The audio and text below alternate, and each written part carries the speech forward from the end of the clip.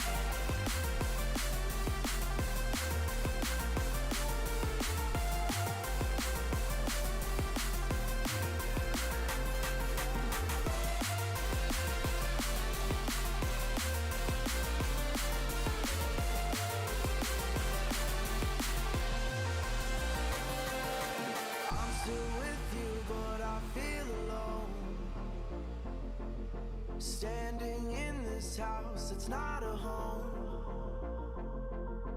Going through the motions, killing time, waiting for a reason or a sign. Before I fall, I need to know, are you still holding on? Have you lost hope? 'Cause it's not fair to keep me close with broken promises. I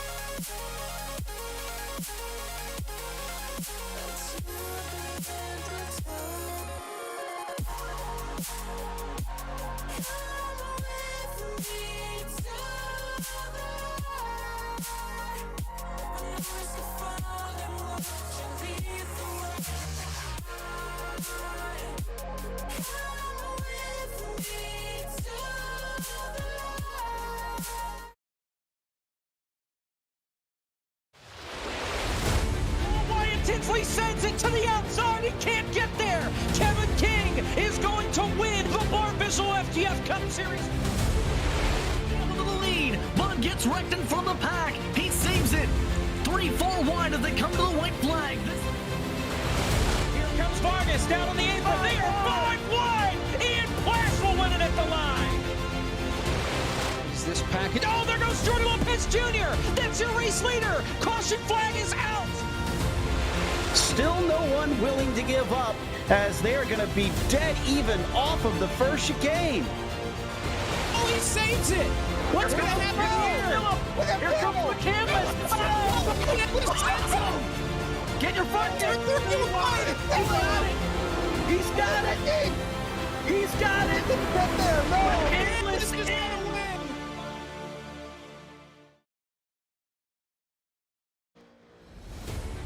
Welcome to FTF GG's coverage of the FTF Cup Series here from Bristol Dirt, the Drive for Humanity Dirt Dash 150. As you can see right there, I'm Caleb Hoffman, who is not the lead commentator, alongside Jacob Hitz, who is currently battling some technical difficulties, our producer, Zach Johnson. Got an interesting format here for tonight, obviously with the Bristol Dirt cars. It's going to be a fun night for sure. With it is a very interesting heat format. We have 4 heat races that consist of 25 laps each. You see Ryan Naraki on the racetrack right now. I believe we're in qualifying of some sort right now, but we'll give you more updates on the heat race format as we follow through tonight. Jacob Hitt should be joining us any time now, but currently, yeah, like I said, believe we're in qualifying at the moment, so. There he is.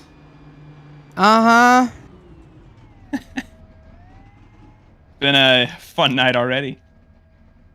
Is that what we're calling it now? Fun for me, at least. All right. Yeah, fun for somebody. All right, so I still haven't even gotten iRacing open. But yes, they are qualifying right now. How this was all set up is we had, I think, over 70 drivers registered to try and qualify for this race. So they had to have the patented 2-session format with the cue sheet. The top 50 on speed moved on to here to re-qualify to set us up for the heats. They also took the top 10 remaining from owner points. How the rest of the night will work, as I believe Caleb has already mentioned, 25 lap heats, 4 heats, the top 7 advance, 37 cars make the total field, the first 28 spots set through the heats, 29th through 36th set by remaining owner points, 37th is the sponsor provisional, and then we'll race for 200 more laps, stage end at the end of lap 75. So heat number 1 is just about set to go, and here's your field. Matthew Zwack is on pole for this race. Brett Punkari is second, Dylan Kemp third, Steven Gibson lines up in the 4th spot, Daniel Botafuco, Trent Curtis, Gavin Newton, Ryan Pandicio. Newton, by the way, making his series debut in the 49 for Art Reimer. Michael Cozy Jr. is finally back in. He made a race. Cosmin Ionescu lines up to the outside, rounding out the top 10. Yeah, looking back at the remainder of the field here, Ryan Naraki, who we saw earlier, starts in row 6 alongside Lucas Plessel, Scotty Smith, and Brian, I'm not even going to attempt that last name, alongside Zabelski. Come on now. No, you can't. Ben? You can't get me on that. No, Good can't grief. even. Unbelievable. All right, well, the field is rolling. We'll get one more pace lap before we get the green flag. Here from Bristol Dirt. How's the weekend been?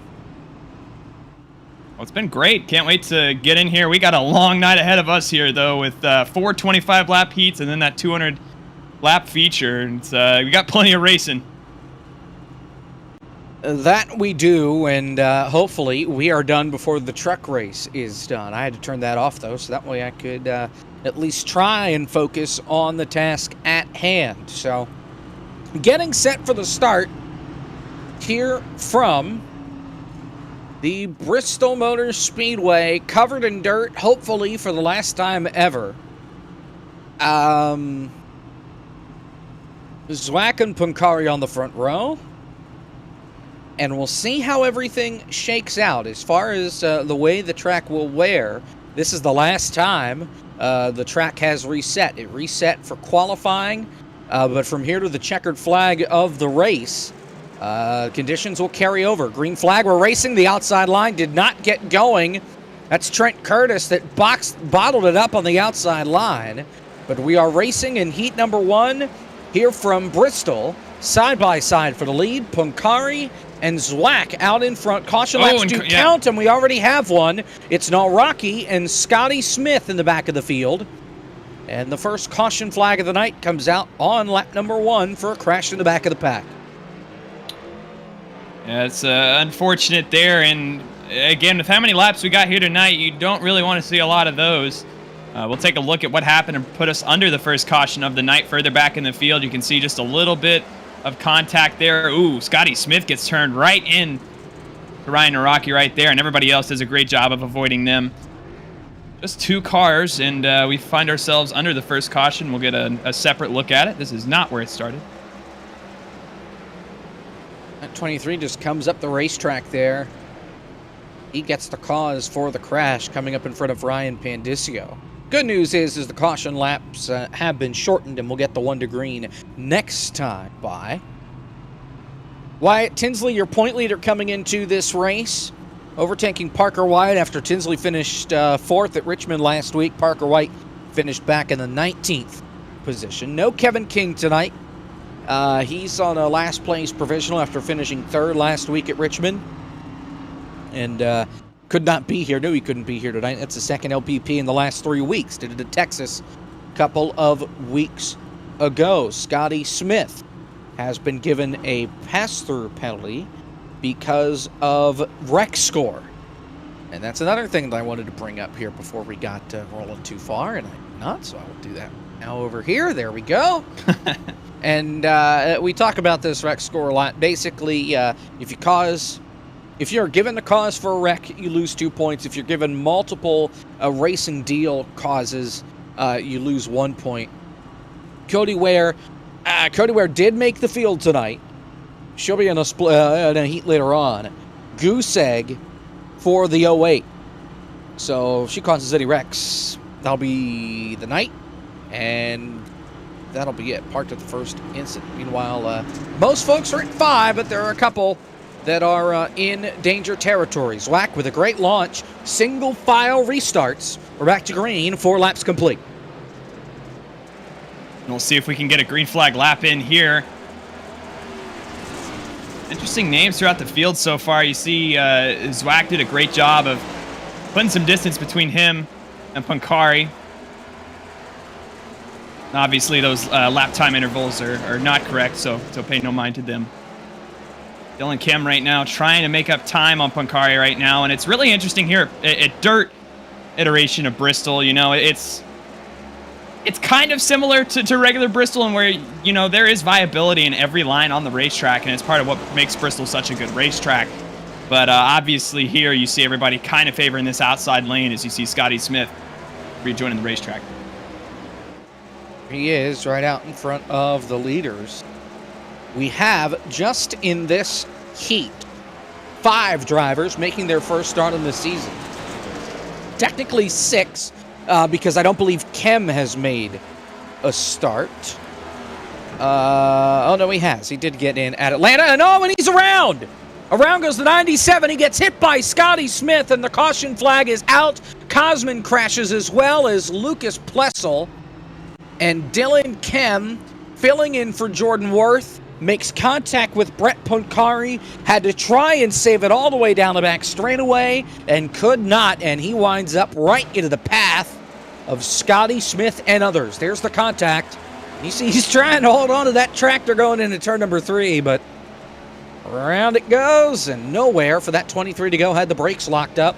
Also got hit there by that Bass Pro machine. Trent Curtis, he's making his first start tonight. And that's another unique part of Dirt Bristol here is you're slipping and sliding. You know, there's going to be a delayed reaction. Once you slam on the brakes, it's going to take a little extra distance to get that car fully slowed down. So You do get a little bit of arc brake action here, but you just got to do your best to try to steer clear of it, and you'll get what happened to Scotty Smith right there more often than not. So second caution flag will be 10 laps through here shortly. This heat, 25 laps. The top 7 move on.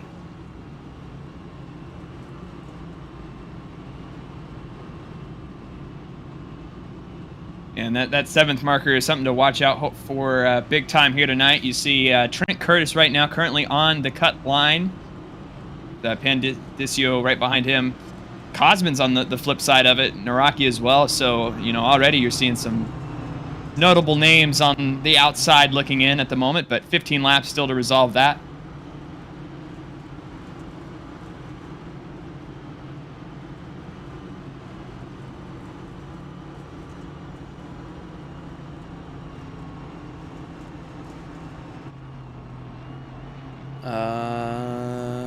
Okay. But we are still single file. We're right on board with Brett Bunkari on the restart. Lap 12, green flag.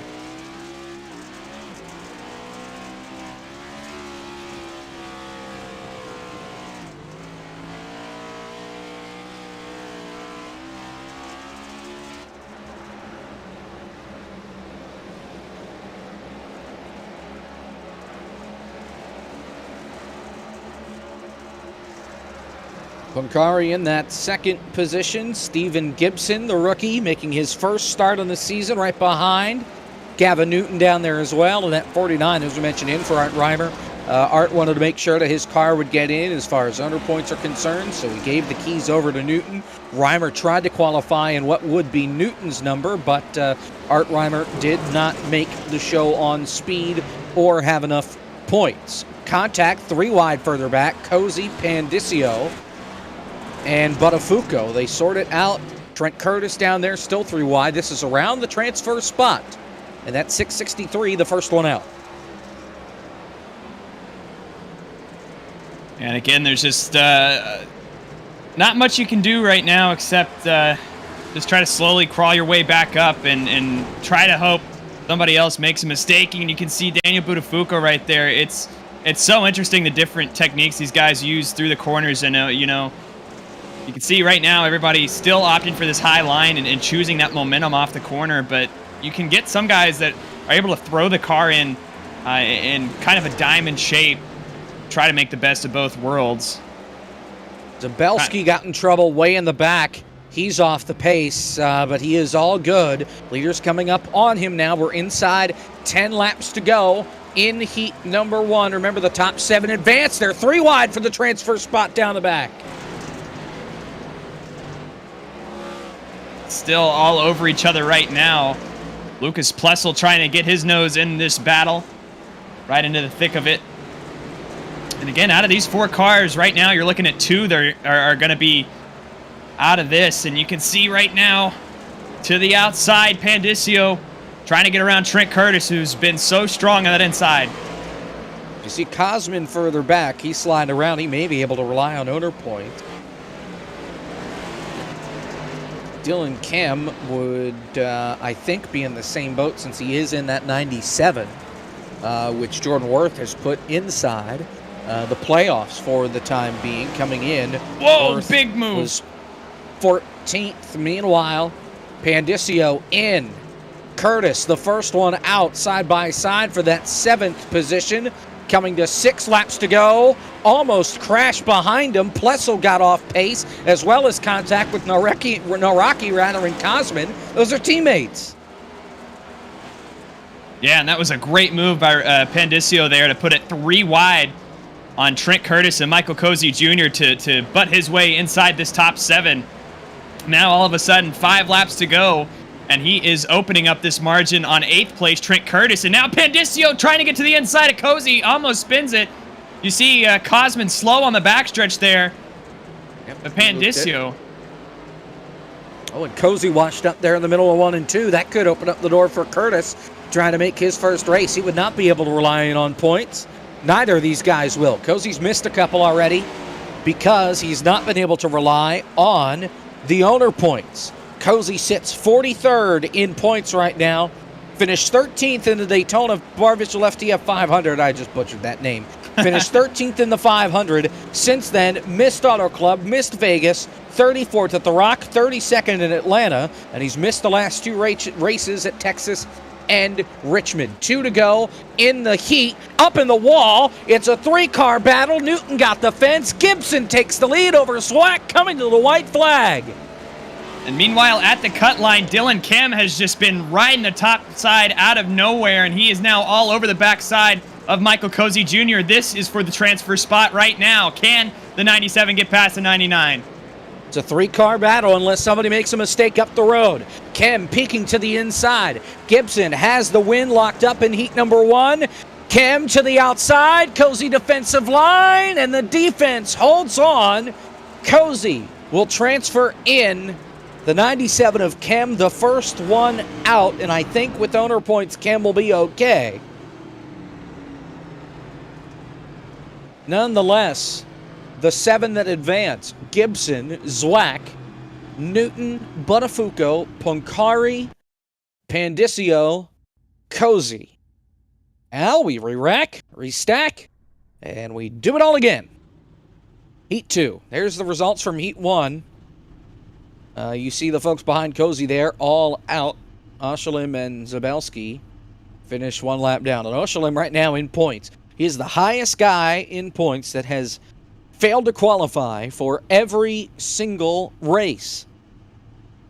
Has not made a start yet this year, and it doesn't look like this will be one for him. We'll just have to wait and see what happens, though. Parker White, 2-time winner this season. He leads us off on the outside, on the front row. Austin Johnson, who we saw fill in for Kevin King a couple weeks back, he is in car 21 tonight. He will roll off second. Chris Wetz, Aaron Riolo there in positions 3 and 4. Kendall Carpenter making his season debut. Alex Collix to the outside. Kevin McAdams, Kwame Scott, Jack Mace, and Nathan Kiani rounding out the top 10. And Caleb, I'll save you here. Paul Mikalajic rolls off in the 11th spot. Gotcha. I don't know if that's right, but that's what I'm going with. Spencer Ray is 12th. Cody Ware, Andy Margot, Justin Malillo to round out the field of 15 here in heat number 2. So heat number 1, we had a couple of cautions in there, but overall, solid racing. Yeah, and again, typically with, this isn't necessarily duels, but I'm interested to see if we follow that trend of we got one wild one and one calm one, and then maybe another wild one and a calm one, maybe like an even split of some sort. But we'll see as we get in here. I would just like to say, by the way, completely biased, sports are going on, and it's playoff time in a couple of different sports. Looking at the AHL, how about the Lehigh Valley Phantoms, close to me? They were down 3-2 to start the third. Actually, it might have been 3-1 to start the third. They have come all the way back. They win 4-3. They're locked into the playoffs, and they now hold the 3rd seed in the East, which means if the playoffs were to start tonight, they would be hosting a playoff game, which is, or they would start hosting in the playoffs, which is unheard of compared to last year where they really struggled. Green flag in heat number 2. Parker White, Austin Johnson get things going. There was contact before the green flag. Kendall Carpenter, and that was 71. Chris Wetz that had some contact before the green flag, but they are all good. And so far, looks like we're going to make it a lap as one car almost hits the pit wall. It's Mikalajic's. But he is all good at the back of the field. And now, I thought he was about to spin it there in the middle of 1 and 2, but he keeps it pointed in the right direction. This is the battle we're watching right now with transfer spot in the crosshairs here. It's Kwame Scott holding on to it. Kevin McAdams wants it. The guys in front are trying to hold on to their spots right now. Oh, and a lot of contact between Kolnix and Kwame Scott right there. It looks like they're going to be able to get off of each other. Oh, Kevin goes around on the inside line. We stay green. He just lost it all by himself. Just drove it in way too hard, and that may be it, unless we get a caution for McAdams to try and make the field. Parker White is spanking everybody else. He's already got a second lead over Austin Johnson in second. Riolo is third. Carpenter fourth. Wetz, Kolinix, Kwame Scott, the top seven. Oh, Parker Kiani White trying to get in wall. trouble. Trouble, turn 4. Margot, Ware, and Malillo have crashed. And Andy Margot, poor Andy, piled in at the very end of that. And Malillo looks like got heat-seeking missile out of the pack and around and into the wall. And then Andy, poor Andy back there in that 48, had nowhere to go. Replay. Oh, and Cody Ware just drives it in a little too deep, and contact there between them and Justin. And yeah, Andy Margot.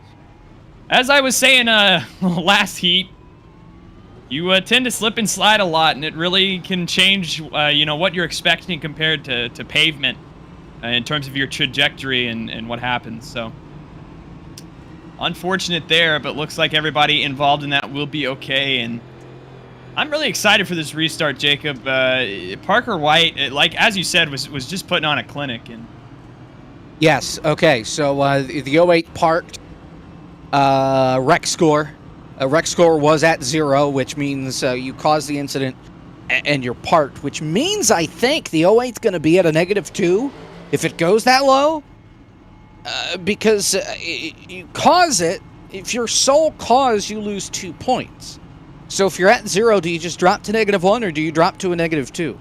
I'm thinking out loud here, and if anybody has an answer for me, I'd appreciate it before we get to the end of it. But nonetheless, the admins are busy. 2 of them are on the racetrack right now, in Kevin and Malillo. So bye-bye, Cody Ware. 14 cars remain here in heat number 2. And that rec score, it can really shake some things up. I know Hosman was close on it last time, so I know he's on thin ice right now. But either way, on this restart, we're gonna get to see if anybody has anything for Parker White. But early on, we might be seeing one of the favorites for the rest of the night.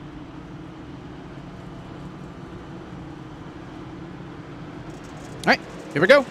Green flag. 8 laps are complete. Art Reimer says he does not think that rec score goes below -1, which you wouldn't think based off of how it went, but with the math, it would go. So I didn't know. I wasn't really exposed to the rec score a lot last year, so that's why I asked the question. 3 wide for second. Around the outside, Austin Johnson makes it work, as there you see Jack Mace a little off the pace. Oh, and now trouble, turn 1. Riolo around, into Kolinix, Kevin involved, as well as Nathan Kiani. Piling in as well was Paul Mikalajic. And it all started with Carpenter. Well, we'll let the replay tell the story, because what does Travis Brown always say? It's like an onion, a lot of layers. And that's what happens here. They're 3 wide. Johnson comes off the wall, bounces off Riolo, sends him down into Carpenter, nowhere to go, and then back up the racetrack and nowhere for everybody else to go. How did Kwame Scott miss that wreck in the 93? Holy cow. Yeah, that might be a good onboard to get right there, but... Yes, sir. And yeah, you see it right here. That 3 wide up ahead of them just start bouncing off of each other, as you do here at Bristol, much less when you put dirt all over the surface. And Riolo just gets turned. My goodness, Kwame Scott. That might have been just some plain luck on his side right there, because if he would have hit him, that would have been nasty for both parties. That it would have.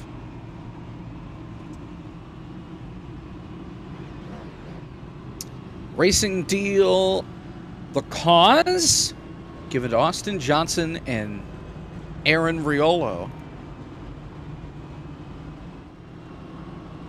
And for those two, Johnson's at a 5, so he's okay. And Riolo's at a 3. But remember, he's got to have 2 multiple shared racing deals, so he's okay for now. The next one, though, he'll have a stop-and-go penalty for being involved in multiple, or if he causes another wreck, that would also give him a stop-and-go penalty, rather, and then he would be at a wreck score of 1. Set to go for the restart. Parker White, your leader. Then Johnson, Carpenter, Wetz, Scott, Kiani, McAdams, your top 7. That's the cut line. Mikalajic, Ray, Malillo, Margot, Mace, Riolo, Kolonix. Green flag with 12 to go in the heat. Kendall Carpenter already making a big move. Going to slot himself with the slide job right into that second position. Austin Johnson now right up against the wall, and you can see Parker White especially is really using this cushion right up against the wall. Oh, man, these guys get kicked so sideways, and Kwame Scott did not have a good 1 and 2. They're wrecking behind, and into the tire barriers go Spencer Ray and Paul Mikalajic, and that's a motor blown. Trouble for Paul. And it all started with him trying to avoid the cars in front, got 2 sideways, and Spencer Ray had nowhere to go, and Mikalajic nails the sand barrels and or water barrels at their entrance of pit road coming off turn 2. Watch here, just gets too high on the gas, and around it goes, nowhere for Ray to go, and wham! Oh, man. There goes the motor. And then Andy Margot just spinning around trying to slow down and avoid the carnage. And the official ruling from Jake Poulin, on 77, he's dead. So, yeah, and for Mikalajic, he's at a 5, so he's okay as far as the wreck score is concerned. So under our second caution flag here of heat number 2, we've got 2 more to go. Remember, your top 7 will move on. And we got an interesting fight shaping up around this cut line already. I mean, looking at the 2 guys in and out, you got Kiani, McAdams, Riolo, Malillo all around this cut line, so going to be interesting. Back to green. Oh, Chris Wetz did not have a great start in that 4th position. Will bunch up that outside line, and here they go, scattering out into turn number 1, little 3 wide, back around the transfer spot. Kiani currently has it. Riolo was inside the top 3. He wants to get himself back up there, and Kwame Scott gets into Kevin, and that'll take out Riolo. We stay green for now. Kevin is now out and off the pace. He's back to the 11th spot. That'll put Jack Mace in. Malillo got the wall. He was in position maybe to have a shot at it. Instead, he loses a ton of time, and that'll be that. Here's the battle for a second. Johnson around the outside of Carpenter. He takes over the position, and Jack Mace has the cutoff spot right now under lock and key. He's got half a second back, and now more trouble. Spencer Ray is around with Malillo and Andy Margot. Caution's out. With 6 laps to go in heat number 2, Margot did not get a piece of it. Thought maybe he was going to go around trying to avoid as Spencer Ray and Malillo make contact going into turn number 1. We'll take a look at the replay here because, Caleb, I'm not quite sure what caused Justin to pretty much go straight up the racetrack right here. Yeah, and again, entry here at these dirt tracks are so difficult because, you know, ideally when you get into the corner, you're going to want to plant the brakes and kind of use the front of that car as an anchor to swing the rear around. This is what happens with Kevin. Kwame gets the wall, comes down into him with the left front, and around he goes. So Justin Malillo has been given cause for the crash, and he will have a pass-through penalty. Yes, he will have a pass-through penalty for car 53. And, you know, as we get to this point of the season, it just becomes paramount to keep your nose clean a bunch of the times. And again, at Dirt Bristol, it's easier said than done. But You want to have a good rec score to fall back on so you don't get parked. This is true. Back to green. Melillo heads to the pit lane. We're going to have 3 laps to settle it. Parker White is gone. The battle second on back. They are staggered 4 wide for the transfer. Mace has it. Kolonix is back there. He wants it. Kwame Scott bobbled. Here we go into 3. Mace up the hill. Almost got Kiani. Kolonix with 2 to go slides himself into position to maybe make it. Kevin McAdams is right on the door of that, though. Alex Kolonix underneath Jack Mace. Kiani not out of this battle as well. We got 5 cars under a blanket, now 4 with Scott falling back. Here comes. Kiani, no! Missed the entrance. He backed up the corner a little too much. That could cost him. White flag. 1 to go in Heat 2. Top 7 in Vance. Right now, Jack Mace, your first car out. He's going to throw it into McAdams, and McAdams off the pace. Whoa, he lost a ton of speed. What happened to him? He's way out. Oh, and Kwame Scott spins. Kevin should get in on points, but Jack Mace is the transfer spot. Parker White wins the heat by 1.5 seconds in just 3 laps. Then it's Johnson, Carpenter, Wetz, Kolonix, Kiani, and Mace. Kiani will make his first official start this season. Kevin is out. He'll get in based on points. Riolo, Spencer Ray, your top 10. And then the rest, Margot, Melillo, Kwame Scott, who alt F4 there before the finish was done. Mikalajic and Ware out of the race. Heat 3, Michael P. Frisch is on pole. Kane Cook to the outside. Gary Sexton, Nate Stewart, 3rd and 4th. Brandon Hawk and Isaac Johnson, Nick Miller, Logan Helton, Tyler Williams, Dylan Basin, your top 10. And then the final 5, AJ Green, Seth Dole, Josh Stoltz, Timmy Holmes, and Spencer E. Burns. Holmes, one of the eNASCAR Coca-Cola iRacing Series drivers. He's driving the 88 in for Kevin King tonight. Trying to make his first start. And Spencer Burns trying to make his first start on the night after missing Daytona. We got some big names in here. Guys that pop out. Michael P. Frisch, Nate Stewart, Brandon Hawken, Logan Helton all in here. So this will be interesting. And a few of these guys on the outside looking in to start. But we got 25 laps to settle all of that.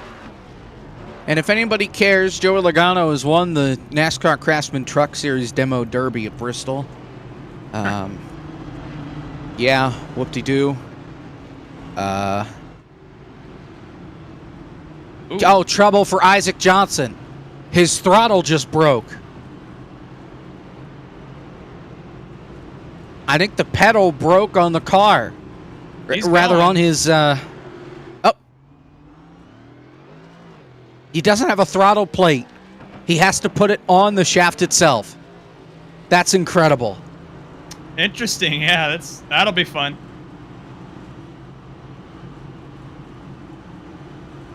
Yikes. That's going to be something.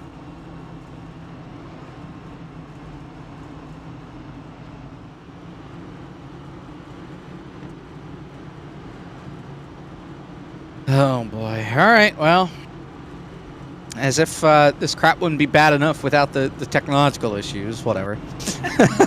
Frisch and Kane Cook on the front row for the start.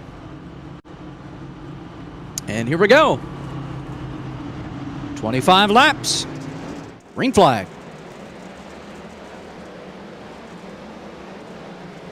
Frisch does a good job of clearing himself of Kane Cook, but Cook already down to the inside. Is not going to be able to match Frisch's momentum. Down! Seth Noel in the wall with Williams. We stay green. Damage off of Williams' car off the right front. They updated the damage model on these things. These things are no longer tanks. If you crash, things are going to fly off of them. Meanwhile, up toward the front, Nate Stewart was under the gun there from Gary Sexton. Isaac Johnson in the thick of that as well. Remember, he's driving pretty much with just the shaft of the throttle, not the pedal itself. And still up into the 4th spot now. Oh, trouble behind! Nick Miller.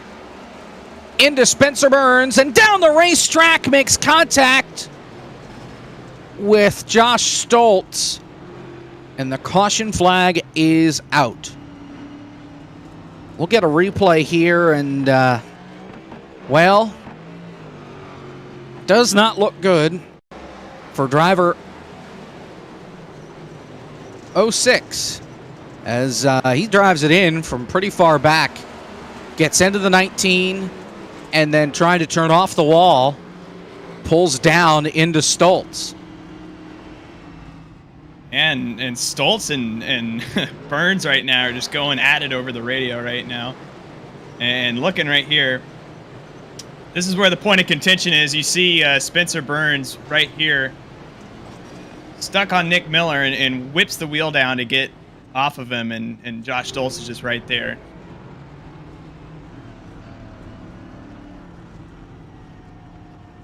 What in the world? Do we have beef? Oh. No, I think he's just...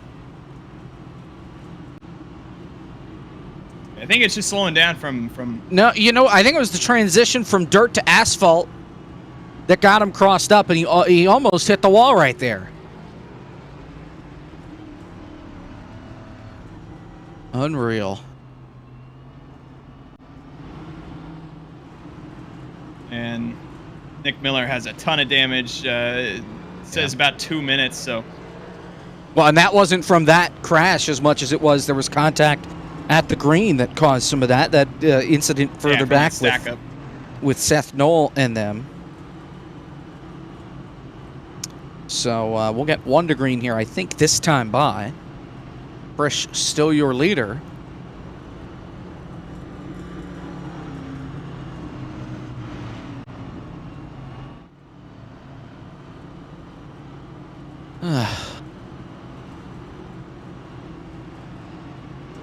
So the Phillies won in exciting fashion today.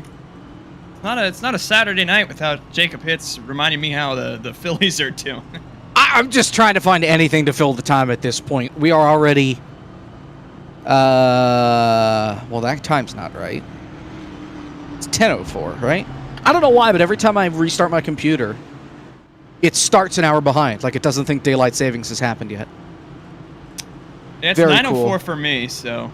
Yeah, it's 10:05 here on the East Coast. So I'll go to my settings and fix that really quick. Nonetheless, yeah, the Phillies can't hit themselves out of a brown paper bag, yet they figure out a way to put together 3 runs in the bottom of the 9th and beat the Reds. My condolences for any and all Cincinnati Reds fans out there. Green flag. Frisch gets a great launch. Kane Cook did not. Here comes Nate Stewart to the bottom. Side by side for the 2nd position. Isaac Johnson sits in 4th. The transfer spot right now belongs to Logan Helton. He's trying to get by the 25 of Gary Sexton. Timmy Holmes right behind. Yeah, and interesting here, I mean, Frisch has done a great job of putting a gap back to Kane Cook right now, but he's not, all up on that cushion right up against the wall. Like Crash, turn 2. Miller, Stoltz. And that started, it looks like, with Tyler J. Williams coming up into Miller a little bit and sending him around. And caution number 2 is out in duel number 3. Here's the replay. Bam! Gets up into him, and out he goes. There you see Spencer Burns about wrecking just on the outside there.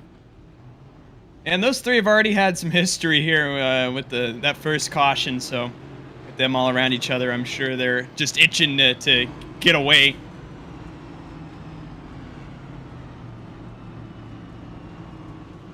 We may set the caution record tonight, and I know the caution record is like 30-something, but do the heats count towards the main event?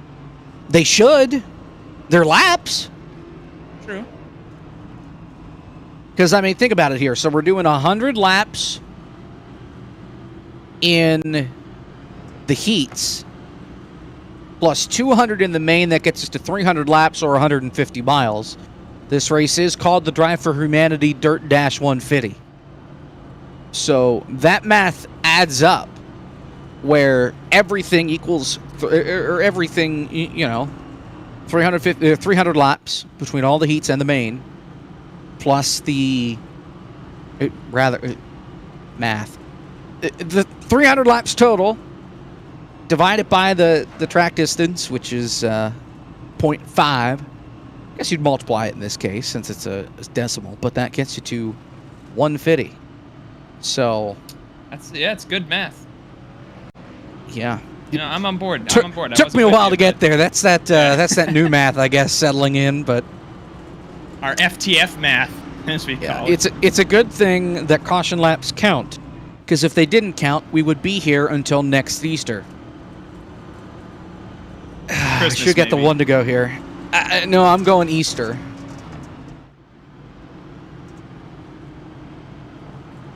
Either way, Lights we should are be 1 to green. But as I was saying, right before that caution came out, Frisch really interested me here. Parker White, we saw really gap himself by running that high line. Michael P. Frisch has not been on that high line. The opposite, rather. He's been right on that bottom lane.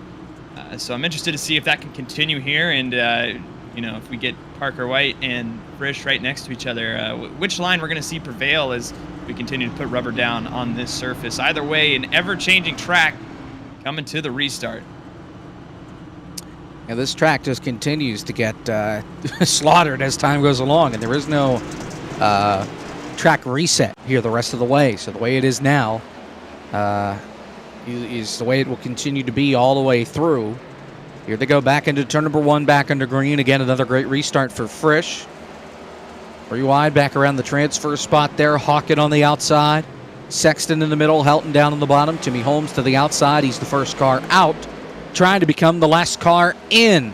11 to go in the heat.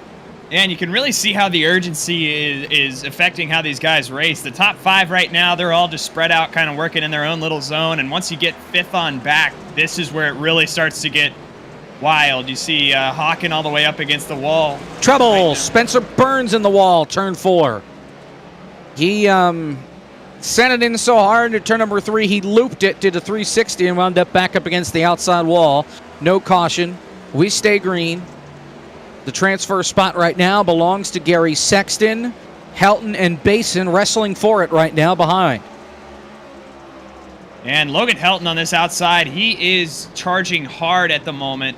Dylan Basin, his inside as well, drives it in just a little deep where that... I think he's almost going to spin. It gives him a good drive-off exit, though. Here comes Logan Helton for the transfer spot on Gary Sexton. Dylan Basin even to his outside, but it looks like on this outside lane, he should have enough momentum to take it back.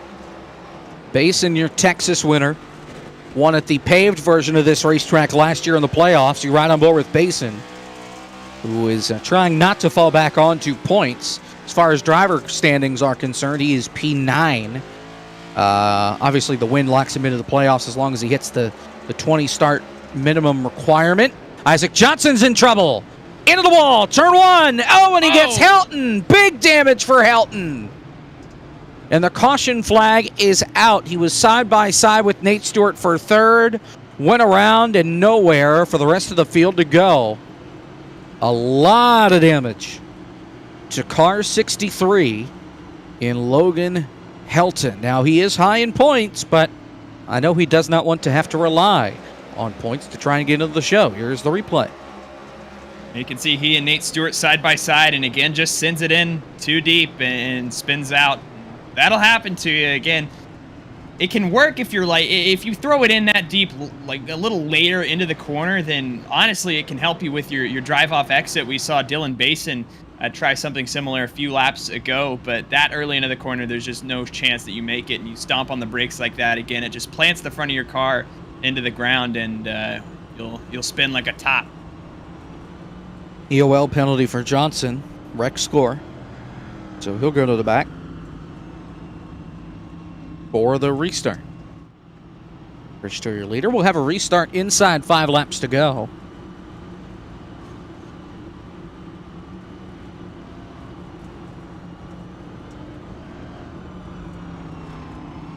Again, 5 laps to go. I thought we might see some sort of pattern where again, like I was saying earlier, you might see a few chaotic heats and then a few calm ones, but so far they've just been more and more chaotic as the night's gone on. So interested to see what that looks like for our fourth heat coming up after this. Either way, Michael P. Frisch just putting on a clinic so far here in the third heat of the night. Yep. All right, so we'll get a restart here. Lights are out. A restart with 3 laps to go. You're in heat number 3. 1 more heat to go. And Logan Helton's going to have a back-to-front challenge here, starting 14th. It's got to get to the top 7 to advance without any points provisionals. And remember, there are only limited spots there. 29 through 36 is set from owner points. Frisch on the gas, green flag, 3 to go. Our eyes track back to the transfer spot. AJ Green, the first one out. And Nick Miller sending it in on the bottom behind. Almost gets into Stoltz. It's getting dicey. They're crashing into the wall. Isaac Johnson, Nick Miller, Tyler Williams. It's a 3-car crash. We stay green. Coming to 2 to go. Yeah, Logan Helton just going to disconnect off of that one. A rough night for him. Either way, back up for the transfer spot, though. It's AJ Green right now all over the back bumper of Gary Sexton. Josh Stoltz is a little further back, but AJ Green really going to send it. He's going to send it into the wall. Can't he wall still ride. Has a shot. Last lap. Heat number 3. Michael P. Frisch running away with it. Kane Cook a little off the wall. That's out in front. Inside. Meanwhile, for the transfer spot, here we go. Green to the bottom. He's going to send it. Stoltz is there as well. Up into Sexton. They're 3 wide for the transfer spot. Stoltz spins. Give it to AJ Green. What a drive. He gets the last transfer spot. And car 01 is in by less than a half-tenth. AJ Green. What a drive. Man. That was insane. Photo finish. Frisch your winner, Kane Cook second, then Stuart Holmes, Hawken, Basin, Green. Sexton the first one out. He started third. Stoltz, Miller, they're both out. And then the rest here. Noel might get in on points. He's 18th in driver standings right now. Helton, he should get in. He's 10th in driver standings. Burns, Williams, Johnson also out. And I'm not sure any of them have a shot to make it through point. Heat 4. The best video game. I'm kidding. Guest, Mercurio, Oates, Freilich, Travis Beckner, debut for Caro 22. Blake Reynolds, Cody McCorkle, season debut as well for him. Peel, Rocky Boyd, David L. Brown, Cabrera, Blake Bryant, Frank DeAngelis, season debut for him. Daniel Falkingham, Jake Pullen, your field of 15 in this final heat.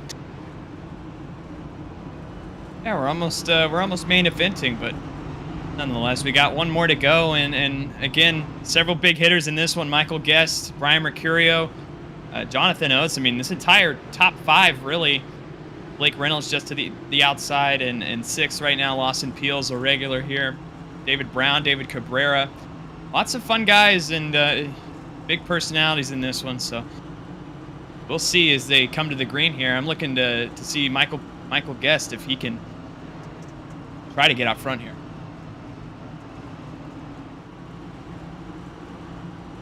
Half a lap to green. What are your thoughts so far, Jacob? You think this one's going to be chaotic like the last 3? Oh, yeah. This is the last chance, because there is no last chance qualifier, so this is it. You're either in or you're done.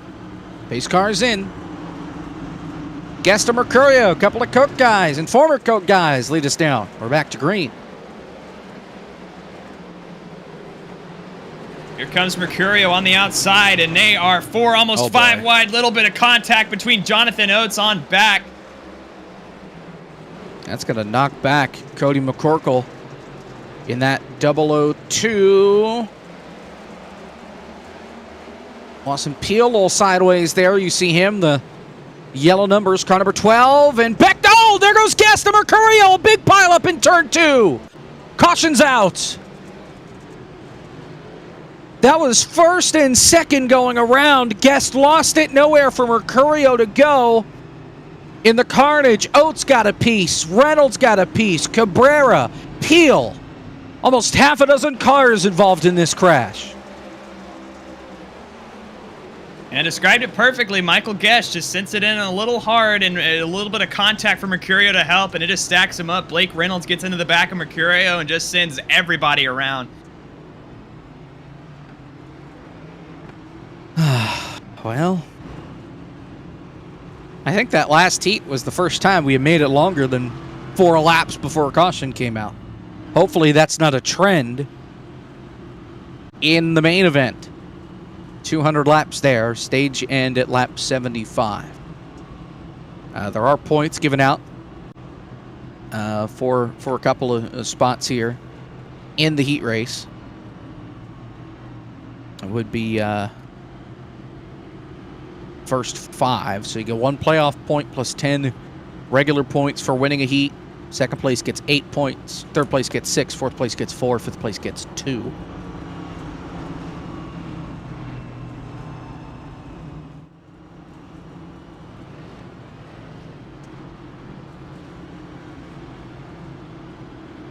And those points are a big deal. I mean, each winner tonight gets a playoff point, so those can go a long way in aiding your quest for a championship. Either way, though, still one more to go, and I mean, still we've been here for almost 100 laps, Jacob, and we still have 200 to go. So plenty of time to see some more chaos here from Dirt Bristol. Checking up on this, by the way, Helton and McAdams have clinched, as well as Dylan Kemp. Those 3 have clinched their way based on owner points. So they are 3. Let's add Seth Knoll to that category as well. So 4 of your points provisionals have already been decided. We've only got 2 more that we have to fill yet. Cole Freilich is out in front. He was the first guy to make it through all that trouble, mostly because the trouble happened behind him. Green flag, 5 laps complete. Still lots of chaos going on throughout the field as they try to get sorted out here. Seeing lots of 3-4 wide. Lawson Peel makes contact with Cody McCorkle in front of him. Daniel Falkingham gets stacked up, but they keep it straight and going for right now. Looking throughout the field, this is the most... Oh, David O'Brown takes out Mercurio. Caution is out.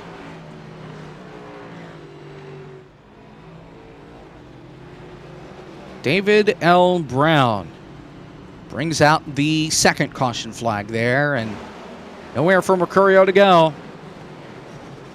Let's watch the 83 up into the loose stuff. Around he goes. Wham! Stop and go for David L. Brown with wreck score.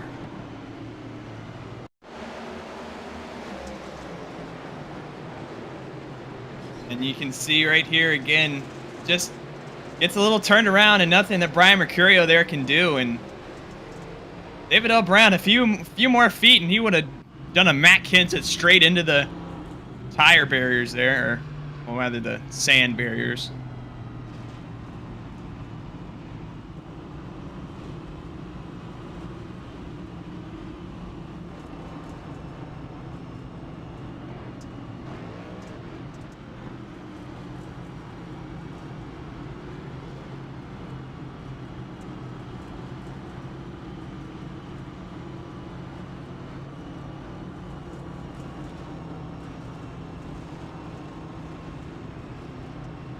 Looking around the field right now, and this transfer spot's going to be super interesting. We have Cody McCorkle, Lawson Peel, Daniel Falkingham, Michael Guest is right here, David Cabrera as well. So there are 4 or 5 guys. Jonathan Oates still trying to make his way in.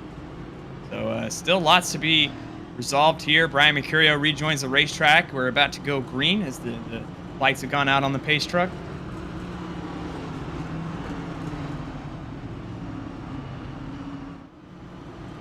Alrighty.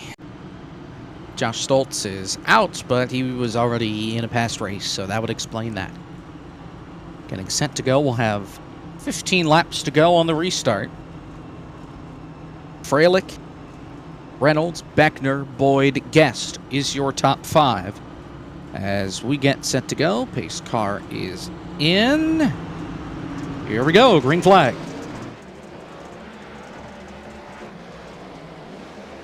Freilich gonna send it in. Blake Reynolds and Travis Beckner behind them. Rocky Boyd around the high side trying to get past Michael Guest right now. Boyd got the wall there, but keeps it pointed in the right direction. Freilich continues to lead him around, side by side for 4th. Boyd on the outside. Guest on the inside, not for long. Guest takes the position. Boyd gets into Cabrera, and look out! McCorkle in it as well as Oates.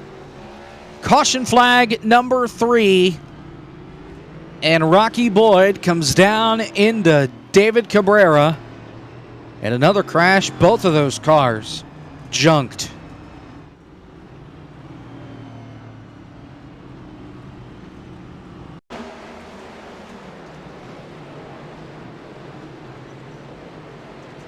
And just nothing you can do if you're David Cabrera, just gets hooked into the wall. That's a hard crash for those two. Looks to be some terminal damage. Rocky Boyd going to get called, and he will have to do a stop-and-go penalty.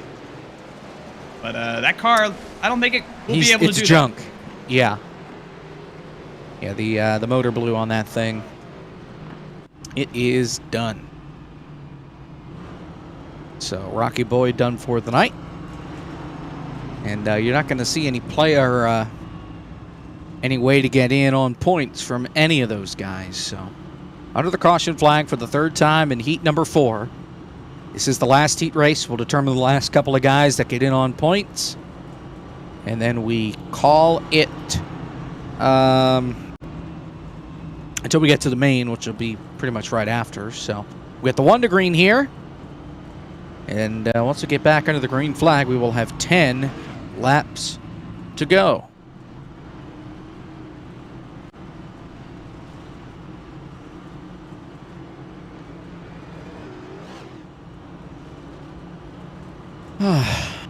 Yeah. Thankfully, this is the last time I have to see this godforsaken racetrack until Rotopro comes here late in the year. We're at Talladega next Sunday. Talladega, the twin 250Ks. That is next Sunday, 4/16. I think around 8 o'clock or so. And then we have a week off. Then we're back at Dover at the end of the month. 10 to go. Green flag.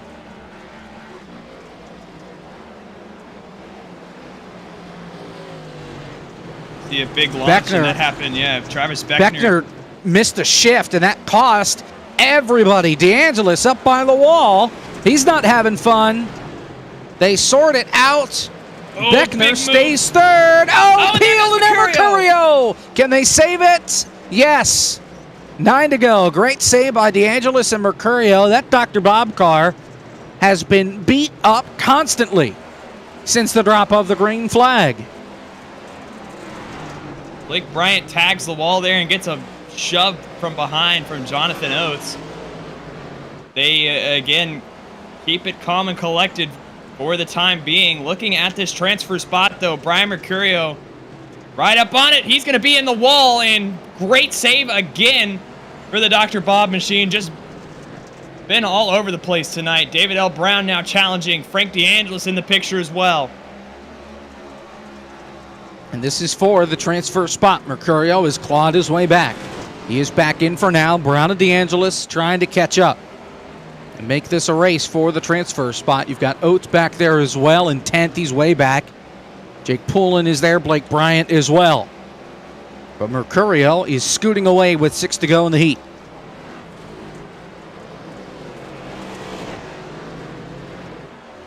You can see this track as it's really started to change, just how much rubber has been laid down in these corners. You've seen the brown surface slowly start to turn into a black as again, all these cars continue to lay down rubber. Up to speed. They've put almost 100 laps at this point with 5 laps to go. So this track is still just going to be ever changing throughout the night. And as the track gets darker and it becomes black, that's going to make the track slick. And you're going to have a hard time trying to find grip anywhere on the racetrack. And you got to remember, we've got 200 more laps to run on this thing. This track is going to be killed by the time we get to the race end. Lawson peels around. In front of Mercurio, we stay green. Here comes Brown. This is no longer for the transfer spot. This is 6th and 7th. So Brown takes 6th, Mercurio back to 7th. And with 3 to go, DeAngelis now has to try and catch these two. And he's just got to get past one of them to get into this transfer spot. David L. Brown going to tag the wall and going to make that just a little bit easier for Frank DeAngelis. I don't know if he has the time to make it happen, though. 2 to go, drives it in deep into 3 and 4.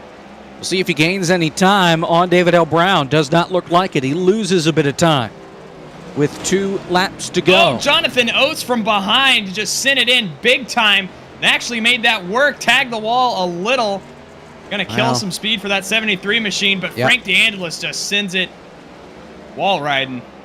Last lap, Cole Freilich, your leader, coming off turn 2. And Freilich will make it without any issues. Into 3 and 4. Checkered flag, heat number 4. Cole Freilich, your winner. Back for the transfer spot. David L. Brown has nothing to worry about. He is in the show.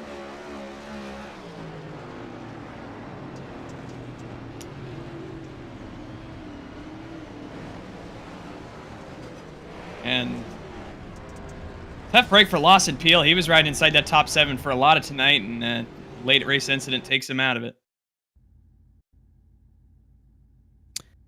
There are your results. Freilich, Reynolds, Guest, Falkingham, Beckner, Mercurio, Brown. They are in. DeAngelis, Oates, Bryant are out with Poulin, Peel, McCorkle, Cabrera, and Boyd. So they are going to set the grid here as far as the consolation.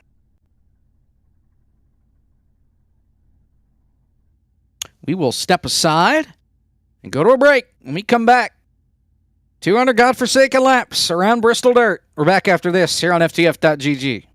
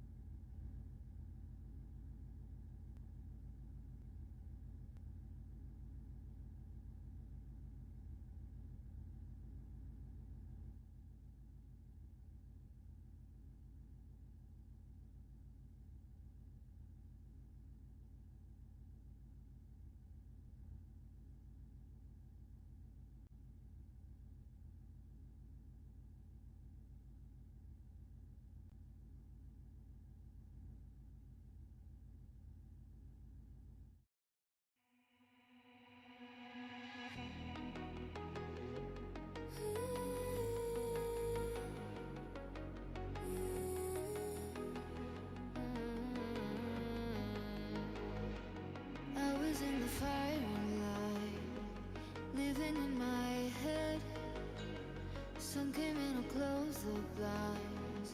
Could feel it in the air. This is just a waste of time. No one really cares. But then you came across my mind, got me out of there. So I went down to the river and swam till the panic was over. Yes, I went down to the river, watched all the heavy rain. I watched all the heavy rain.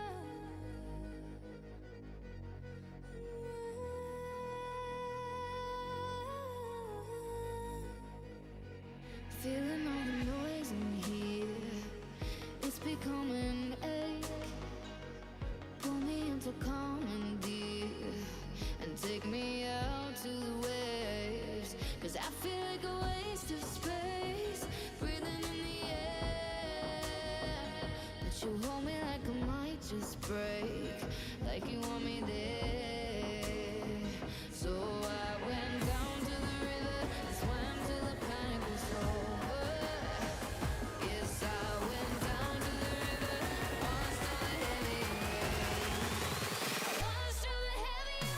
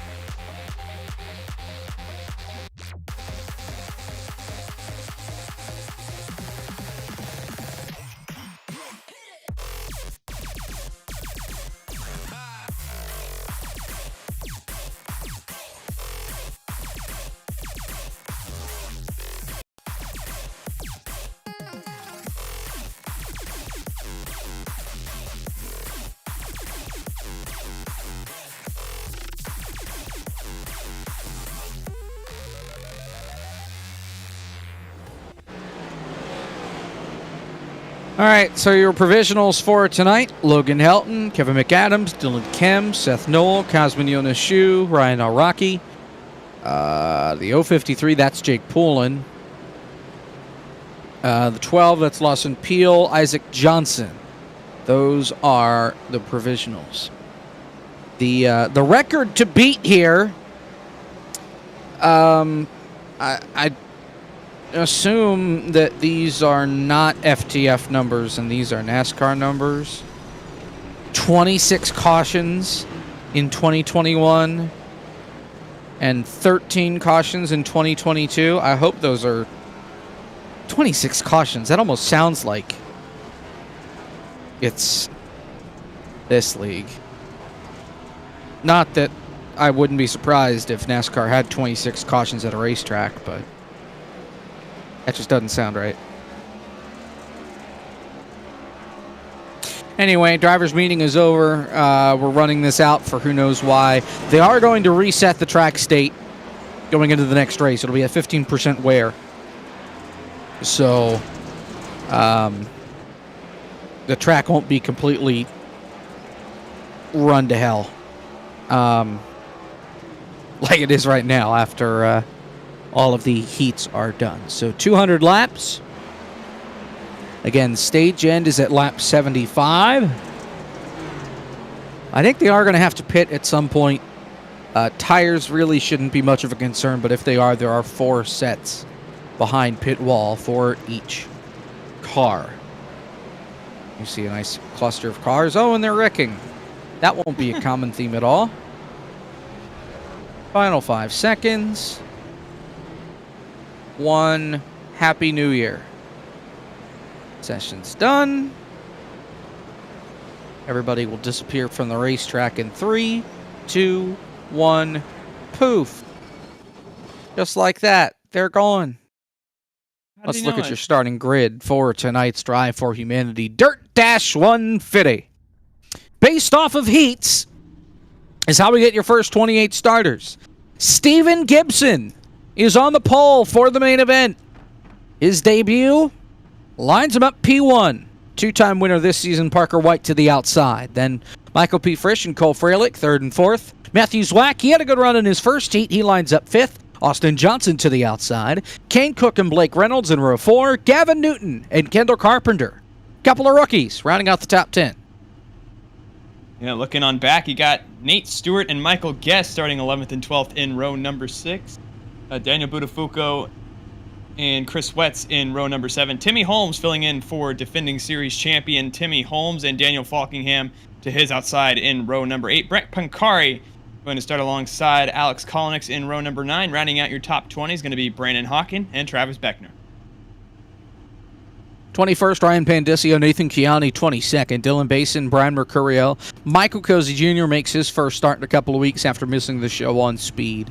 Jack Mace, AJ Green, David L. Brown, Kevin McAdams, Dylan Kem, and everybody from McAdams on back. They are your provisionals. And those provisionals going to be Logan Helton and Ryan Naraki, who start 31st and 32nd. Isaac Johnson in the 33rd and the 33 car, which is a little funny there. Lawson Peel in 34th. Cosmin Ionescu, he gets in off points in 35th. Seth Knoll, and rounding out your field is going to be Jake Poole. And Justin Malillo will be our race control since he didn't make it out of the heats. So he'll be on the outside looking in. That's what allows Poulin to run in that 053. The 053 has owner points attached to it. The 53 really does not. Half a lap until we get under green. Here from Bristol. Track is reset. 200 laps. 100 miles. And a lot of pace laps on the horizon here from Bristol. Steven Gibson, the rookie, will lead the field to the green flag. Pace trucks on the pit lane. We're racing at Bristol. We're crashing at Bristol. Cole Freilich did not get going. The entire field stacks up. I can't believe they kept it straight on the front straightaway. They are 6 wide coming off turn 2. Brett Poncari just bails out of it, said, yeah, I think I've had enough. I'll just let these guys go. They made it a lap somehow. Parker White, your leader. Cole Freilich has dropped all the way back to the 15th position and is still losing spots off turn 2. And again, keep in mind, all of these heats that we've seen so far tonight have had 15 cars on track. Now we are rolling out with 37. We've had almost double that. So these guys got to get acclimated to running with, again, almost double, or no, more than double the car count that they've been used to tonight. Even so, going to be seeing a lot of double wide, 3 wide racing. Oh, man. Is that... Oh, that's Zach's computer that's dying. Love that. I thought maybe Matthew Zwack was having a moment, but no, that's our producer. Contact! Freilich and Pandicio. They hold on in the back of the field. Trouble, turn 3. Caution is out. Ryan Naraki's the wrong way. They stacked up getting into turn number 3. And Ryan Naraki gets the worst end of it.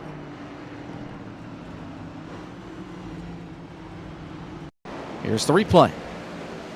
And it starts up in front of Naraki. Cosman got into the back of Isaac Johnson. Then Naraki gets into the back of the 83 of David O'Brown. You see Poulin get involved as well. That's teammates.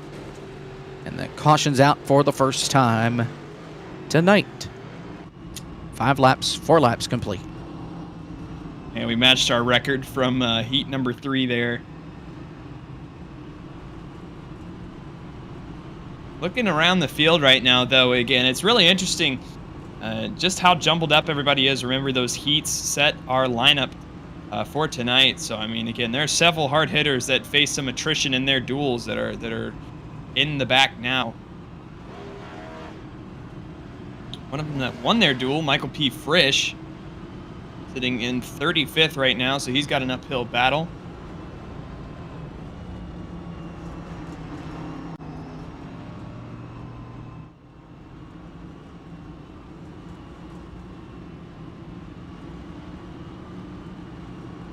The Philadelphia Phillies had lost 74 straight regular season games when trailing by multiple runs in the 9th inning before their comeback win over the Reds tonight.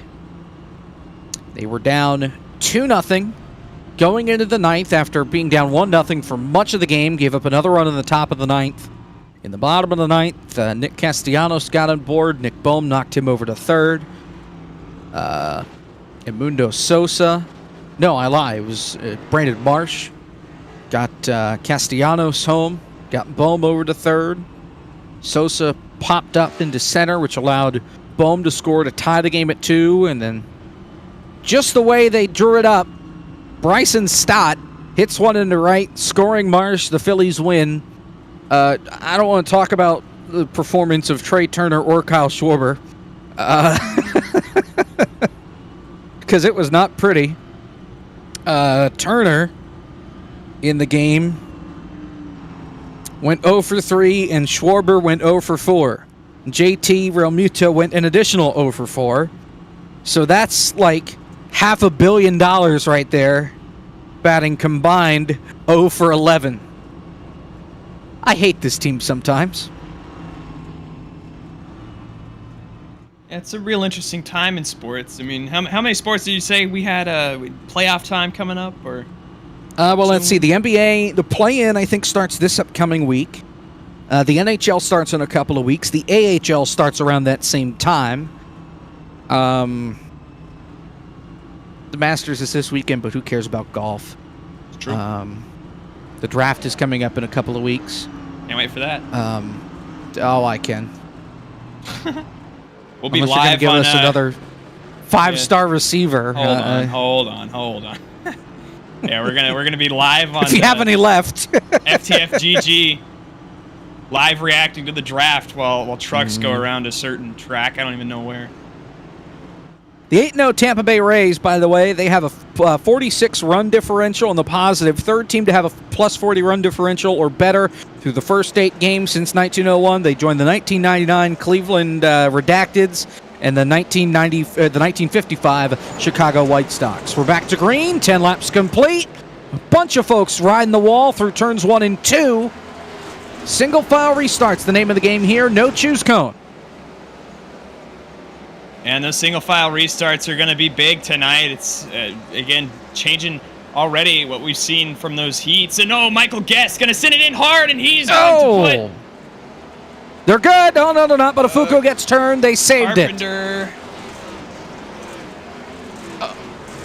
Trouble in the back. Kiani and Kevin McAdams were still green. Now the caution's out. Not good. Up there for Kevin.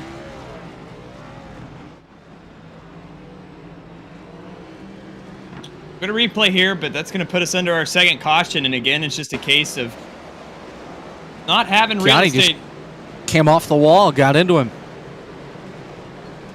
The way it looked, got to that replay a little late, but that's what it looked like. Oh, no, Kevin actually sent it in big time. Yeah, he sent him in there, and Kiani trying to pull it off the wall and got back down into him. Racing deal between the two of them. And again, that's just how this racetrack, it's just how it drives. I mean, you're going to have to send it in like that just to get the car to turn, either that or plant your foot on the brakes to get the front to, or the rear to rotate, rather. So, just little miscommunications like that can cause what you saw there. But either way, we're under our second caution of the night here from the Bristol Motor Speedway.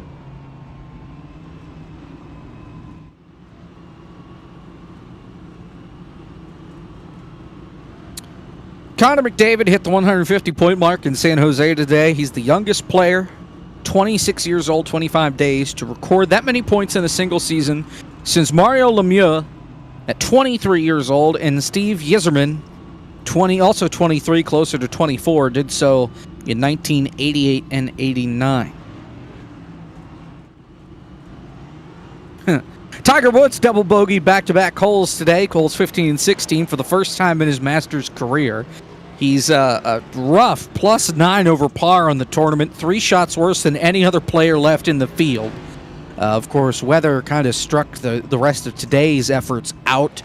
Yesterday, the wind got so bad it knocked multiple trees over, almost on top of people.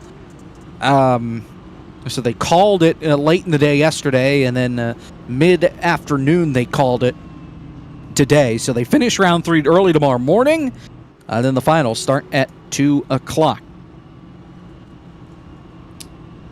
Says this after saying who cares about golf? Just 5 minutes. Well, I agree with that sentiment, but, I'm just going through the ESPN stats and info, and that's what I found, so we're rolling with it. I'm desperate for content. Get this one for all 5 of you NBA fans in the audience, because I don't believe this one. Do you want to guess the team in the Western Conference that has the best record since the All-Star break, Caleb? Who? Somehow it's the Los Angeles Lakers. At 15 and 7. Yeah, I don't even watch They are a basketball, horrible team, coasting their way to the play-ins, and they somehow have the best record in the West. If that doesn't prove that Joel Embiid is the MVP, I don't know what will. Is he on the Lakers now? I don't follow basketball. Embiid? No, he's a Sixer. Never mind. That's where I was like, huh? Don't pay attention to the old basketball. The process of hopefully firing Doc Rivers sooner or later, yes. I know that guy. He was with the Clippers, wasn't he? Another LA team. Yeah, I wish he would go back. 7th in the standings, not in the play. The play-ins are 7th through 10th. Either way. they are in the play-in. Nonetheless, Parker White waits to hit the gas. We're back to green. 18 laps complete. Long way to go. We're getting close to a third of the way to the end of stage number 1. That's lap 75. Oh, Holmes and Nate Stewart made contact. Down the back straightaway, inside the top 10. Holmes puts a slider down, and oh boy. And you can see this is a big group all together right here. Nate Stewart looking at Timmy Holmes up ahead, trying to get clear of Austin Johnson. Not quite going to be able to make that happen. Ooh, Freilich going to tag them all. Of Holmes driving for Kevin King to the inside. Of course, it's the replacement driver for King a couple of weeks ago, Austin Johnson, there on the outside. And Austin Johnson going to tag the wall just a little bit, looks like. Now going to find himself alongside Michael Guest.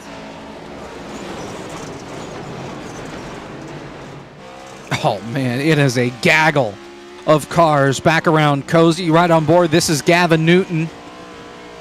Right on board with him. He sits P4 right now in his FTF debut. Crash! Guest is around. Gets hit by Pandicio in turn 3. Caution's out.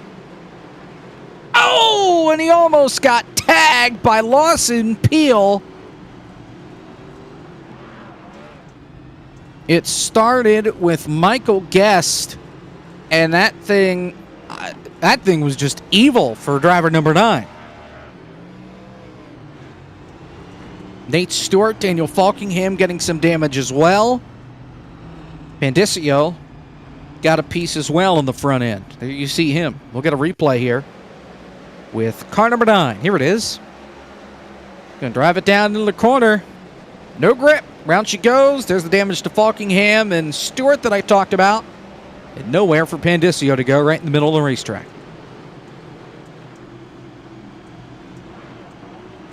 And that's, again, just another tough break for Pandicio there. Going to get another look.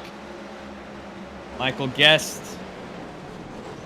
I mean, it's just so easy to do. If you misjudge where you are in the corner and send that rear end out, then it's prone to spin out on you like that. No, Lawson Peel.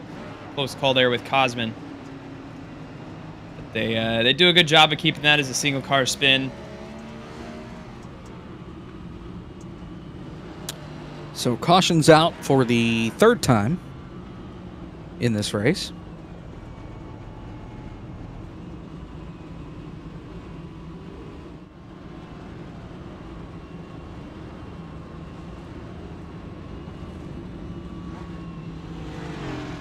The NCAA Division I Men's Hockey Championship game happened earlier tonight. I want to welcome any one person that may be joining us from that. Went to overtime. 15th overtime game in the 75-year history of the NCAA Championship. And the first since 2011 when Minnesota Duluth defeated Michigan. Quinnipiac picks up their title in overtime. The second program from the state of Connecticut to win the NCAA title. Yale did it back in 2013. Jacob Quillen's 5th goal this NCAA tournament, the most by any skater. Minnesota, which is the team that were playing in the final, was 22-0 when leading after the second period this season. First loss comes at the hands of Quinnipiac, and they win the national championship. A score from Slippery Rock. In what, dare I ask? It's not hockey, that much I know.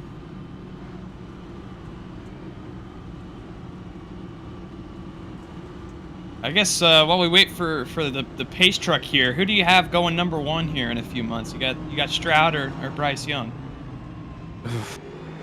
As much as I hate Ohio State quarterbacks, which I think is a character trait of mine being a Penn State fan, I think C.J. Stroud is more like a... oh, God. Blanking on the name. Bears quarterback. Recent? Bears quarterback. Yes, current. Help me. Yes, Justin Fields. More of a Justin Fields than a Cardale Jones or a Dwayne Haskins, rest in peace.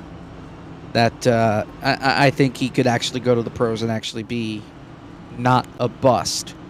I haven't been thrilled with Bryce Young, to be perfectly honest. Wow. But I don't watch a ton of SEC football. All I know is oh my, Parker White botches the restart. Kane Cook gets into him. He goes to the lead. Steven Gibson on the outside. Gavin Newton has to try and avoid. They are stacked up coming off turn 2. Oh, and Cozy's No trouble, gonna go Cozy's. spinning. No caution yet. Now it's out. Cozy around in the middle of turn number 2. And it's chaos on the restart.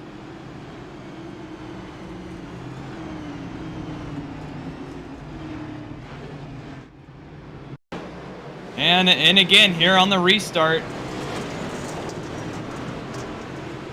Cozy just, again, gets that back end turn a little too much and spins the car around. Does a great job of keeping it out of everybody else, and I know it's hard to... Parker White, his USB disconnected. That's why he didn't get going on the restart. Unreal. And again, I mean, this run was doomed from the start with that. I mean, when everybody gets stacked up like that, I mean, there's bound to be something going on. So, looking at Parker White now, yeah, it puts him in a very interesting position, not out in front of the field. He's going to have to now get around Kane Cook. But to answer your question, I like C.J. Stroud over Bryce Young. If you're losing to LSU, I've got questions. That's not. I will say Bryce Young, I feel like, is the most talented Alabama quarterback in the last 10, 15 years, probably. And probably really? Over Tua? Yeah. Wait, his ability to navigate the pocket is so much better than Tua's. And Tua, again, think about his wide receiver core that he had, whereas... That's true. Bryce Young had absolutely nothing outside of Jahmyr Gibbs. Yeah, he's got Mac Jones syndrome up in New England, where he's throwing to Jacoby Myers and... And poor Patriots, they added Juju, but then let everybody else walk out the door. So. Yeah, it's rough over there in New England. The only good news for Mac Jones is the fact that... what's-his-face isn't calling the offensive plays anymore. Matt Patricia. Who's better, Gus Johnson? Who's better, Gus Johnson or Chris Fowler? Ooh, I gotta go Gus Johnson on that. Tough. I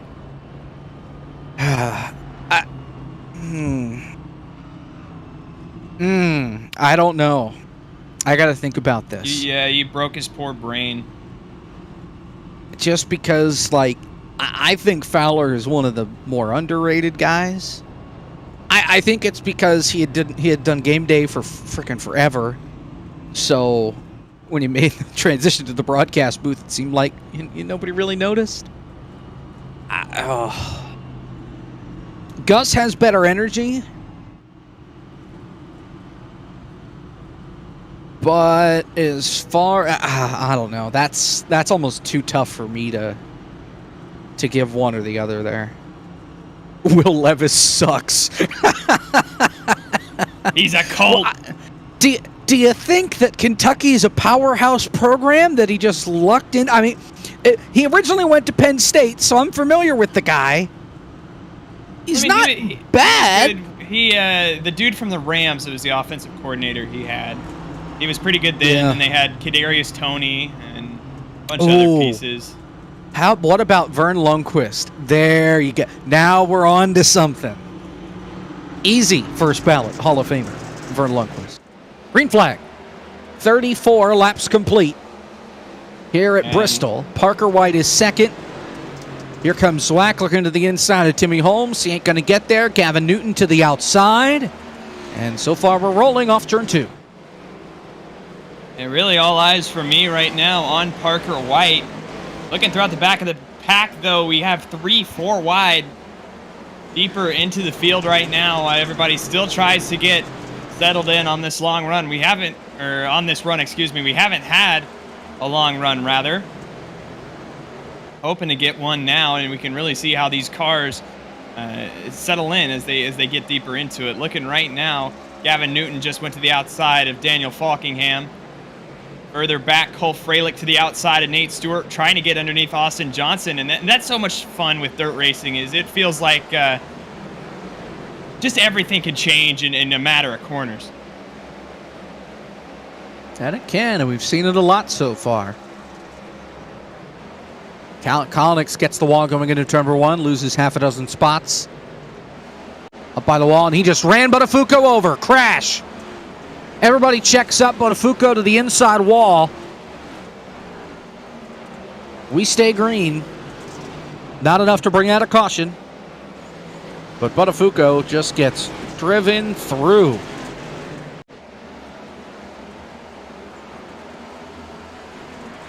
And looking back up further through the field, still watching Freilich. You see a great job using that momentum to the outside of Austin Johnson here. That opens the door for Michael Guest. Even Brian Mercurio is trying to peek into the top 10 right now at the expense of the 21 machine. Further up at the front, though, looks like Parker White to the inside of Kane Cook. He's all over the back bumper of this 3-car for the lead. Looking to the inside. Kane Cook with the better launch on the high side. He's going to make it work. Up in the cushion, at least for now. And hold on to the lead. Now Parker White goes to the outside. Cook with a slider. Here comes White. Almost contact.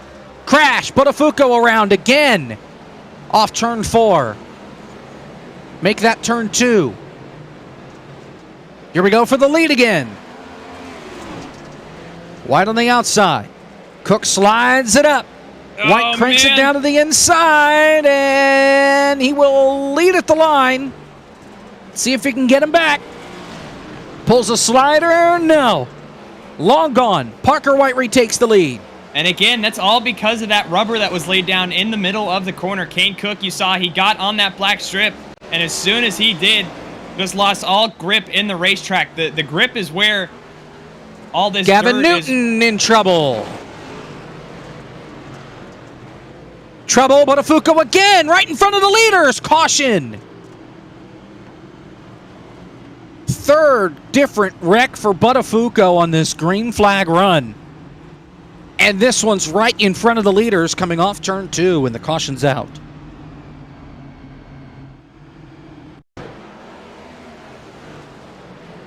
And you see it right here.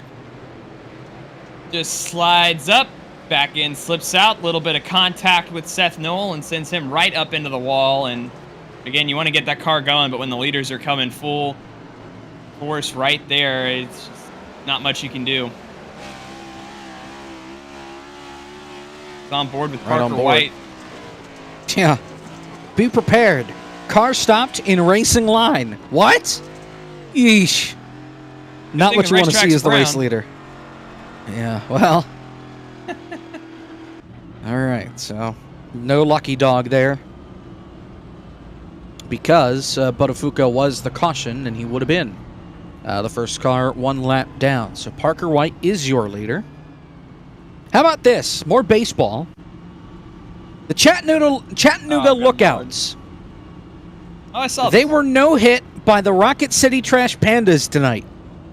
The final score, Chattanooga 7, Rocket City 5.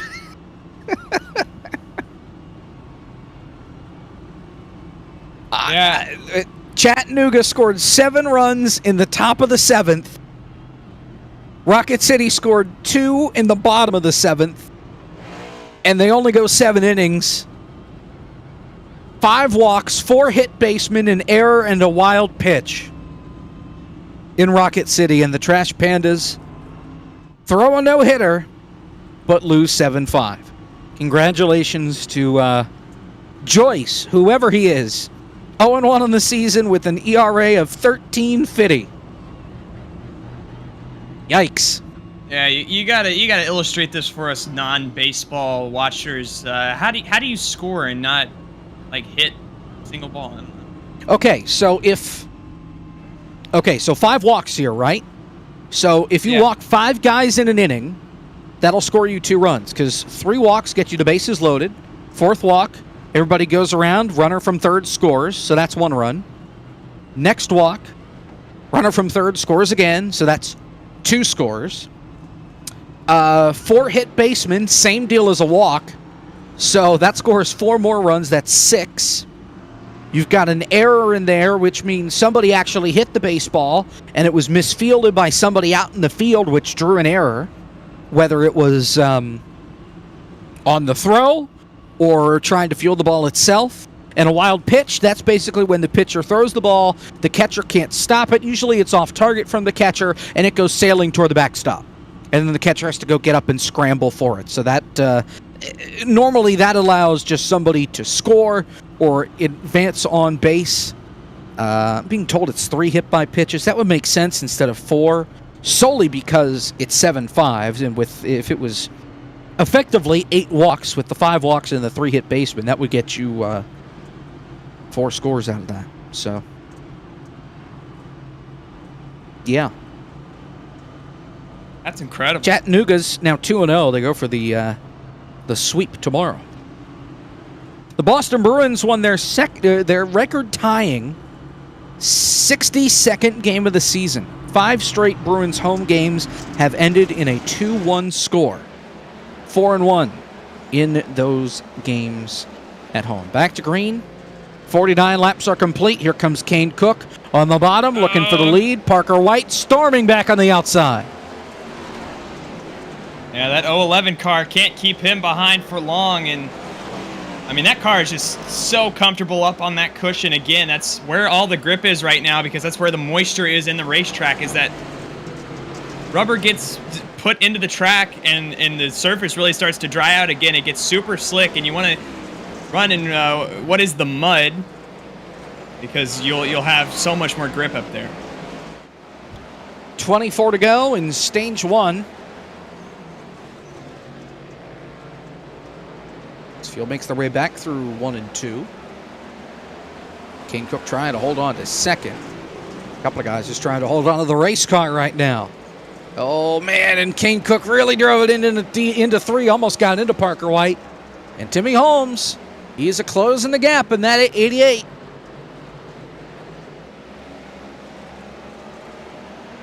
And he's been super quiet so far, but don't count him out in the number 88. Kane Cook, again, down to the inside of Parker White right now.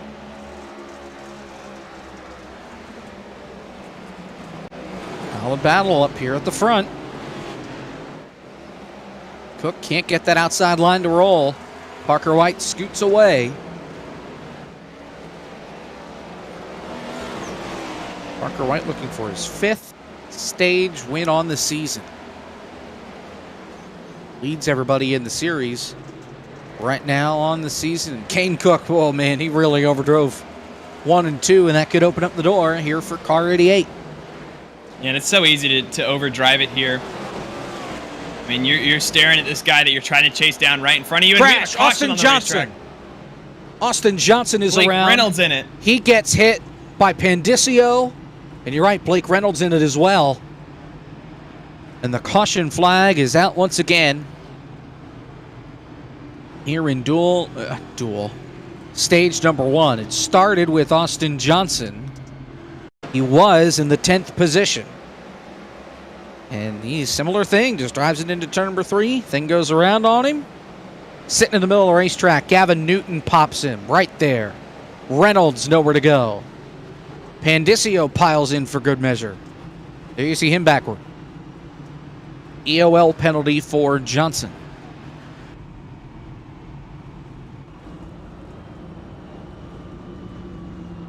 We will go to a break here from Bristol Motor Speedway. Parker White is your race leader with less than 25 to go in stage number 1.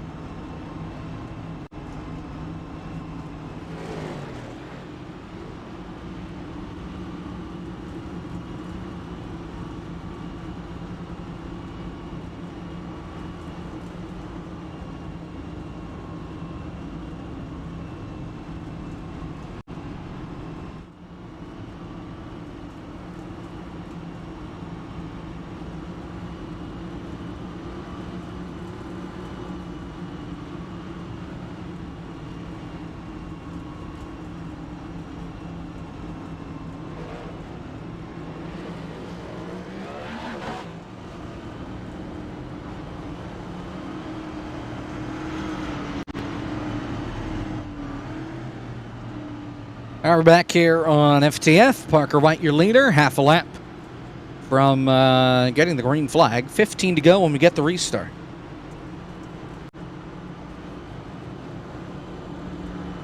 Jacob Pitts, Caleb Hoffman with you. Let's see if they can make it here to the end of the stage, or even longer. 15 to go in the stage. Parker White takes the green flag. There you see FTF1's back. That's already in 2 weeks. While the Cup Series has an off week. Crash, Freilich. Mid-pack, big stack up in turn 1. Blake Reynolds and another Freilich. Just the 2 cars involved, and the caution is back out. And once again, Caleb, looks like the inside of the racetrack strikes again. And trying to drive it in too deep. Oh, man! Blake Reynolds just drop-kicked.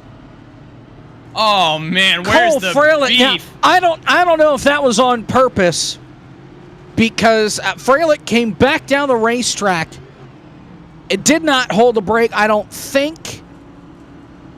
No, he was not on the brake coming down the hill. I think that's why Reynolds is mad, because the 15 slid back down the racetrack. Here's the replay. You'll see it right here. Just nowhere for Blake Reynolds to go there, and that's all because Cole Freilich just does not hold the brake. And every right for Blake Reynolds there to be upset with Freilich. But again, he's just going to go completely full throttle him here and just damage his car even further. And you see it just, my goodness, what just a shunt.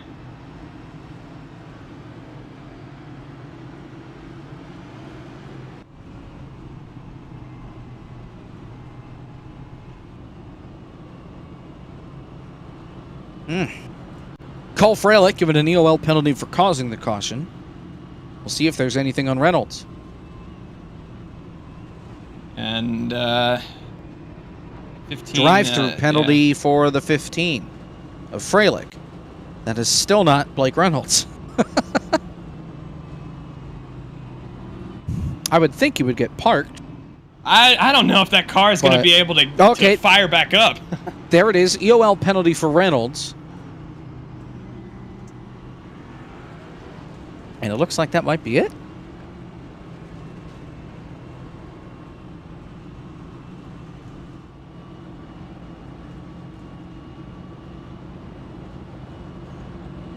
Given a secondary cause for the caution. He is back out there. Well, I think rather than being for cause of the caution, that would be a secondary incident on the racetrack for Reynolds. Correct. Cited for him, so. And rightfully so. I mean, you can't just full throttle a guy even if you are frustrated, and even if it is, again, rightfully so. But either way, I believe they're going to be starting right next to each other, so this should be interesting on the restart. Well, yeah, in line with each other.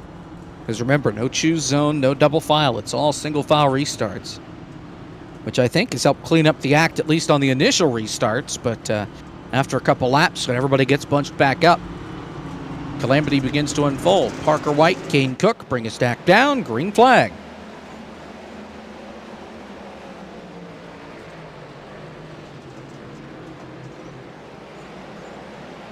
And looking back through the field right now, Jake Poulin off the pace.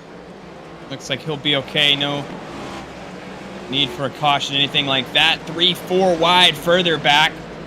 This is around the 16th, 17th position. Going to get that sorted out for the time being. Alex Kolnick's, Michael Cozy Jr. all in this group.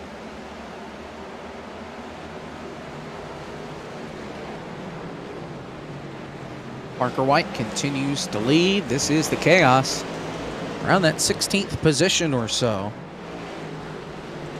And Freilich is going to be out. He is brought it to pit road, and I think he is done. He said that the car is killed. For the lead, Kane Cook takes it away. Interesting here, because this opens the door for Timmy Holmes and even Gibson behind them. Oh, and Gibson lost it into Falkingham, and around he goes into the barrels. We stay green. Keep it down there. Oh. We're good. Man. Oof. That was Parker scary White there. retook the lead from Cook. Oh, and Basin makes contact with Beckner. They keep it straight down the back. This is for the 10th spot. Another crash. Cosman's around. He hit the barrels, coming off 2. He just lost it all by himself. Here come the leaders to lap him.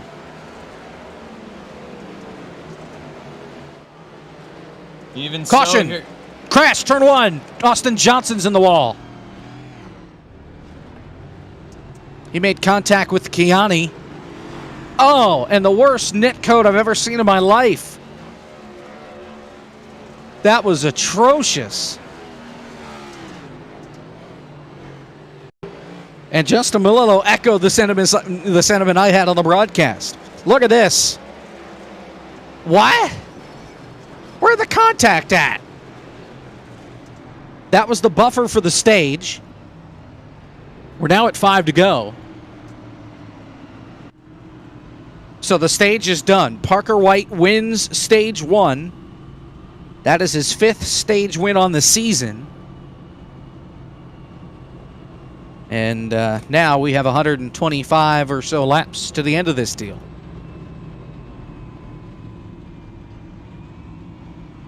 And again, no surprise there. Parker White in his heat was just class of the field, and it's been no different since the drop of the green flag here. Kane Cook and Timmy Holmes, though, definitely putting up a fight thus far.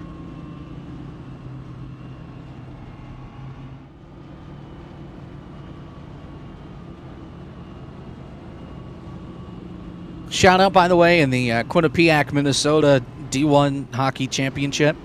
For as soon as Quinnipiac scores, a Minnesota defender pretty much gives up on lice and flops to the ice and absolutely mows over the referee that's giving the goal signal behind the net. I mean, he just slides off balance and clobbers him. Ugh. Who cares about baseball? That would be hockey, sir. Who cares about... Unbelievable. Baseball! I was looking at the lookouts. I can't... Oh, man. One of them doesn't even use a ball. How do you screw that up? I just told you. I was looking at the lookouts, and then, I don't know, something got conflated in my brain. Unbelievable.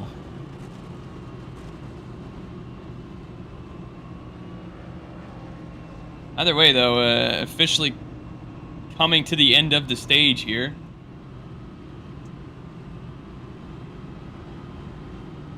Yeah, so stage is done because the caution came out in the buffer. Hear me out here, Jacob. What if we did a hybrid track like Daytona Beach, where we uncover the straightaways from the dirt, and then we just do pavement straightaways, dirt corners. How about that? No. Why? This sounds stupid. Sounds stupid. No, it sounds based. No. Really Our doesn't. producer is flaming me as well now, so. Exactly. And, you know, he's not always right, but he's right on this one. I just hear a bunch of haters right now. Mm-hmm. I'm living too far in the future for your brains to comprehend. Yeah, that's it.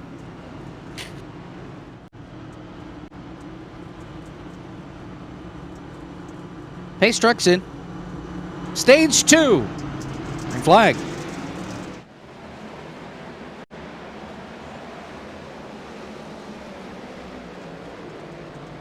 AJ Green is in trouble. Round on the front straightaway. We stay green. He gets it rolling. They stacked up coming off 4, and Buttafuoco got him turned around. Ooh, Kane Cook hit the wall just a little bit.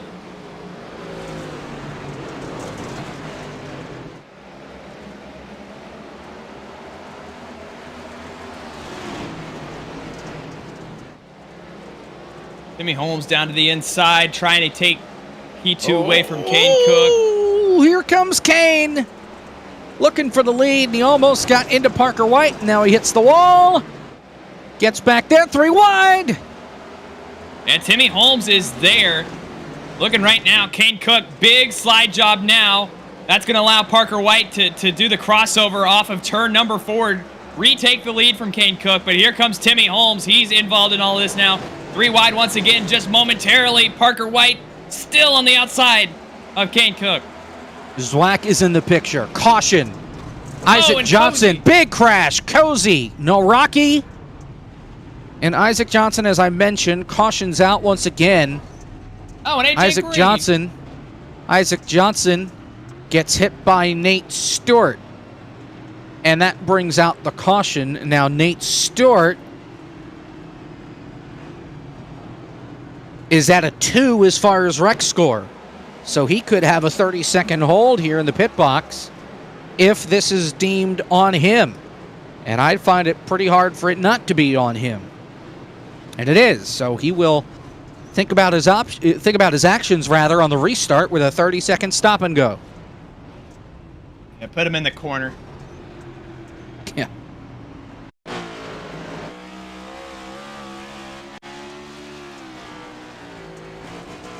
On board with Johnson. Up against the We're wall. gonna have Cozy Bam, hits him, bam, Naraki. bam. And one more for good measure. Sometime. Oh, there he is. Oh! Oh, no, he didn't hit him. He just hit the wall trying to avoid. Oh, my. Goodness.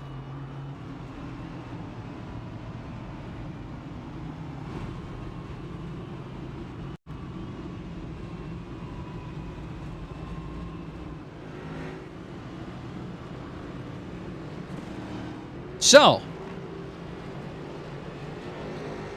still have a good 11 cars that have yet to pit. Your top 10 plus Gavin Newton. So that's White, Cook, Holmes, Zwack, Guest, Mercurio, Frisch, Falkingham, Helton, Kem, and Newton that have yet to make a pit stop. And Nate Stewart somehow has pitted -1 laps ago. What? How does that work? Whatever.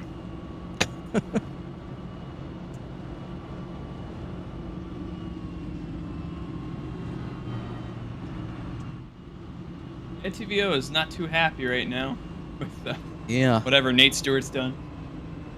I don't know if it's because he backed up.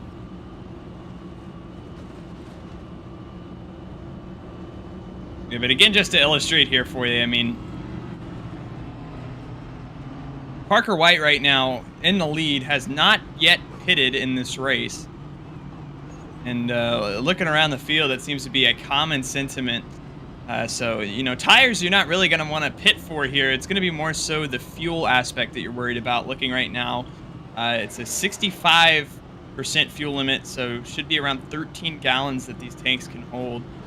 I'm not sure where that puts us for fuel, but again, as Parker White has shown, you know, 84 laps in, you don't really need to pit. Should just be a one-stop and good type thing.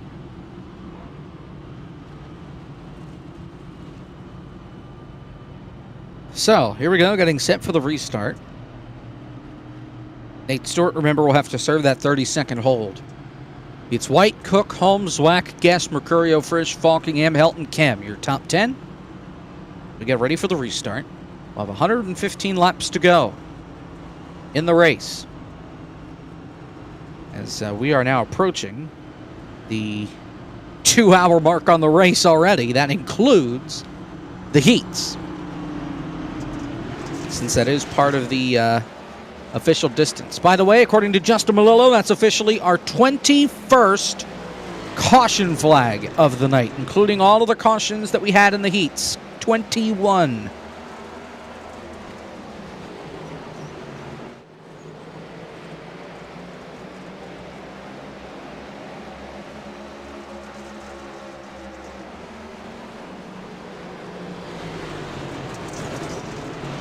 Nate Stewart makes it to pit road without any issue. Kane Cook still trying to apply that pressure for the lead. And Parker White has not had the opportunity to pull away like he did in his heat race as Michael Guest gets sideways and makes contact with Frisch. He holds on. Blake Reynolds is around. Caution's out, front straightaway. Reynolds had contact with Beckner. Beckner came down into him, got the outside wall, and then Reynolds could not hold on. Caution 22.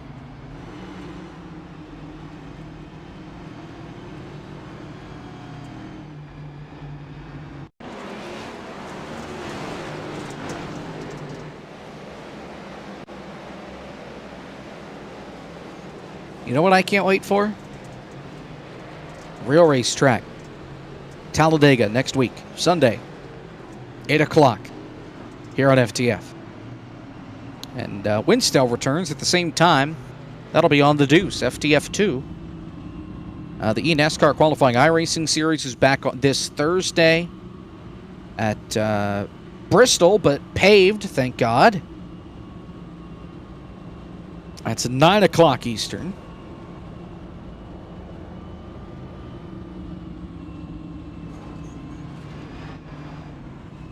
Let's see.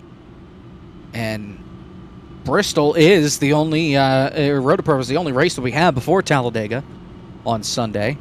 Winstell is at Texas on the 16th at 8 o'clock. SimCar comes back on April 20th from Long Beach. And then FTF1 that following Friday and Saturday. We still do not have a crew for that.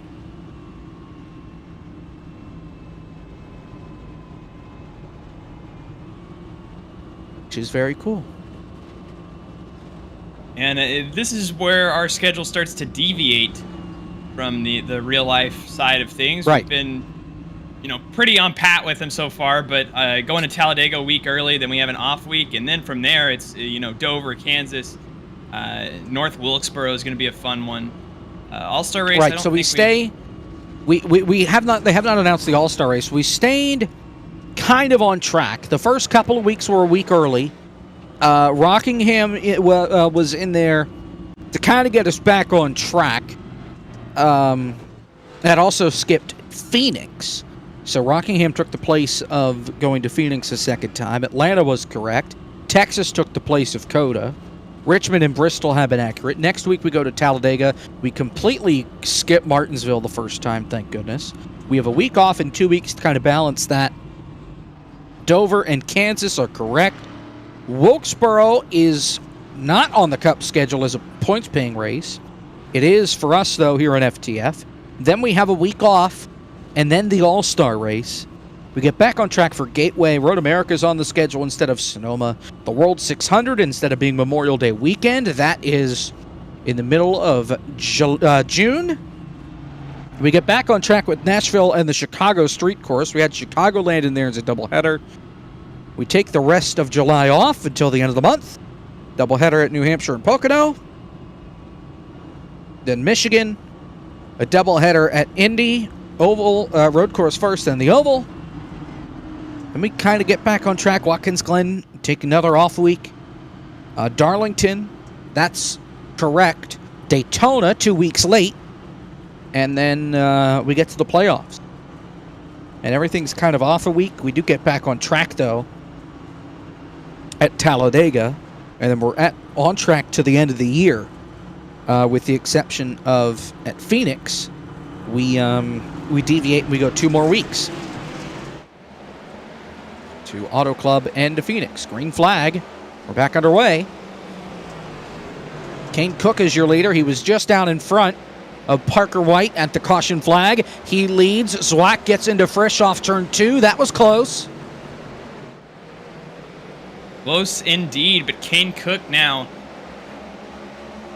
almost for a moment looked like he had checked out, and Parker White gonna hit the wall big time, trying to send it in up on the high side. And again, as this rubber's been laid down over the course of the last 95 laps, it's started to get slick up there to where it's not as viable to run all the way up there. So you got to arc a little lower and let the car slide up off exit. And that's exactly what Kane Cook's doing right now, and what's working so well for him in that 3 machine. Sounds like somebody may have jumped the restart or passed before the start-finish line. Haven't figured out who it is. Kevin's mad. Death, Controversy. taxes. Yeah, go figure. Kendall Carpenter had a big old chicane there down the back straightaway, but he keeps it straight. Blake Reynolds is off the pace. For the lead, though, here comes Parker White on Kane Cook. New leader. Car 11 back out in front. Yeah, you're speaking of death and taxes here at Bristol. Parker White's had his way, but here comes Kane Cook on the outside. Timmy Holmes, you know, he's been around this top 3 all night, but he really hasn't had a chance to truly fight for the lead. Maybe that changes here with Kane Cook to his outside. He's right on the back bumper of Parker White, at least in the corner there, and he's still trying to make up ground.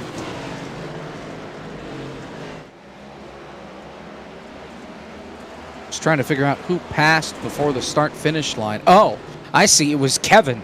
Kevin passed about 4 cars on the restart. Nate Stewart did not get going at all. Kevin went to the inside to avoid and then passed all 4 of them, gave it back, kinda. Got into Nate Stewart and tipped him sideways. By the way, Blake Reynolds has parked the car.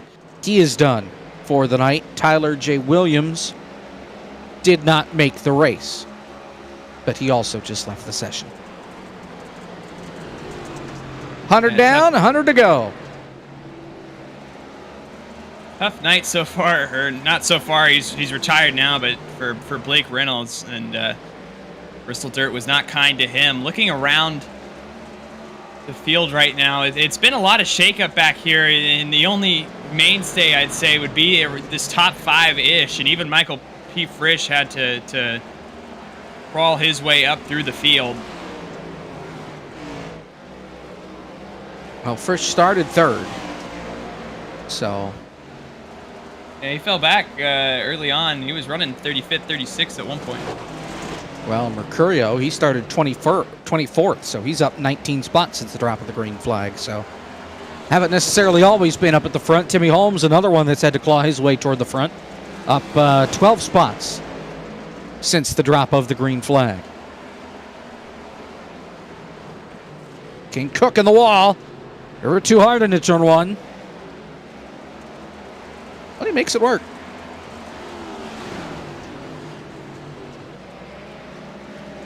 Can we talk real fast about how just absolutely cursed this Kane Cook car is? I mean, looking at a Ross Chastain base on a Ford with a RCR3 on it, just It's the imitator.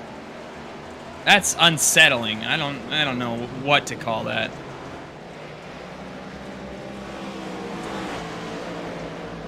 Either way, though, chasing down Parker White still. Oh, and he's going to tag the wall just a little bit. I've been really interested. Timmy Holmes, out of these 3, you know, has really felt like the most consistent in terms of what lines he's running. Parker White's been trying to find moisture around this racetrack. Timmy Holmes is just sliding it in, you know, middle of the corner, and again, you see letting it right up and then off the corner, just matting it. Really fun to watch the differences between these guys. And Kane Cook, again, trying to go all the way up against the wall right there, and it actually looks like that's going to work. It worked for him there as Parker White went to the bottom. Now they all go to the bottom. Cook slides up the racetrack. Now last time by, Kane Cook was 0.2 faster than your race leader. Lap traffic ahead. Could be a factor. It's Jake Poulin that they're catching. He is the first car, rather the last car on the lead lap. Carpenter has crashed with Kiani. Caution on the backstretch.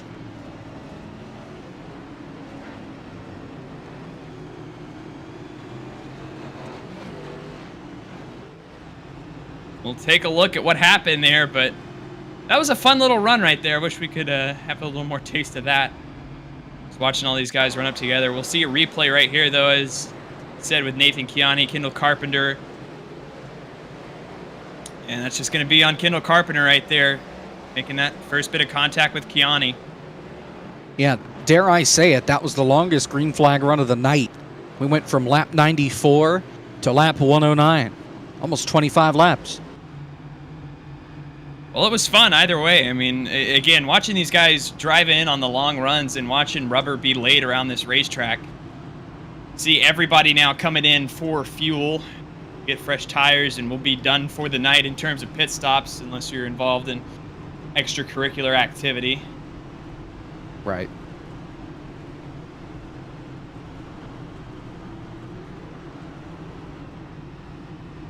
Either way, Jacob, there's been some rumblings, maybe, you know, even on the real life side, that this dirt Bristol experiment might not be coming back. And, you know, in the 3 years that we've run it here in the sim racing world as well, I mean, you know, are you happy or sad to potentially see it leave? I am so glad if it's dead. I hate this. I hate this crap. I really do, with a burning passion. All right, well, who are you, Kyle Larson? Yes, and he does this for a living. I'm just now noticing, too, I never realized that the dirt covered the walls in the corner on sim either. Yep. So we have had 23 cautions in total between the heats and the race. You know another fun fact, Jacob? So you The said Tennessee we're on Titans are dog water. All right, hold on. So you What's said that? we're on 23 cautions, correct? Yes. Last year had 13 when this race was ran over 150 laps. 2021, we are 26. only 3 off Yep. that record of 26. 200 laps. I still need clarification on what the most cautions are in an FTF race, but at this pace, we're getting dangerously close. It's up over 30, but that's all I know as far as the caution record in FTF. Now, in iRacing, I would imagine it was set at Martinsville. In NR, for some reason, Nashville comes to my head, Super Speedway. But, yeah. This is horrible.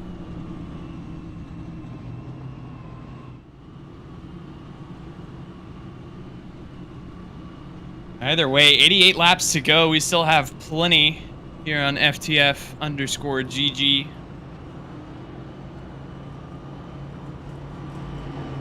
Isn't it .gg? Well, on Twitch, Don't even know the it's- branding.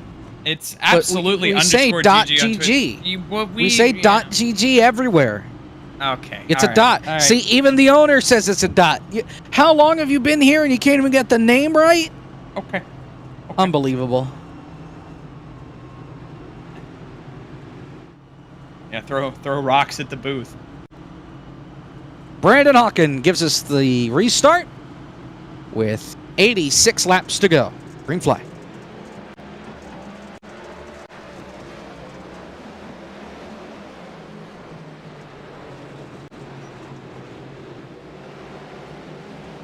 Up by the wall, that's Cozy that's in third. He did not pit, as some of the others did, under that most recent caution. Now you got the fast guys toward the middle of the pack and guys scattered all over the racetrack. We've got Carnage, Parker White, and Kane Cook. Gavin Newton is in it as well. The two fastest cars crash in turn 4. Caution 24. The 24th caution of the night, and it might just be the biggest one. Again, like you said, Parker White, Kane Cook, two dominant forces in this race.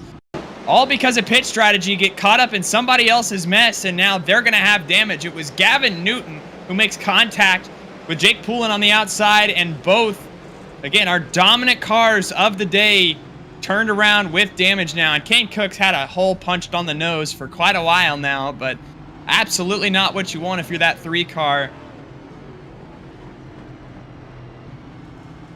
And that's big, Jacob. Mm-hmm.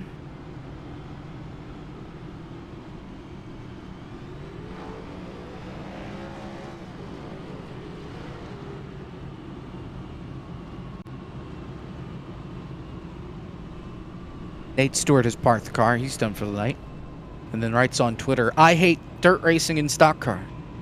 I agree.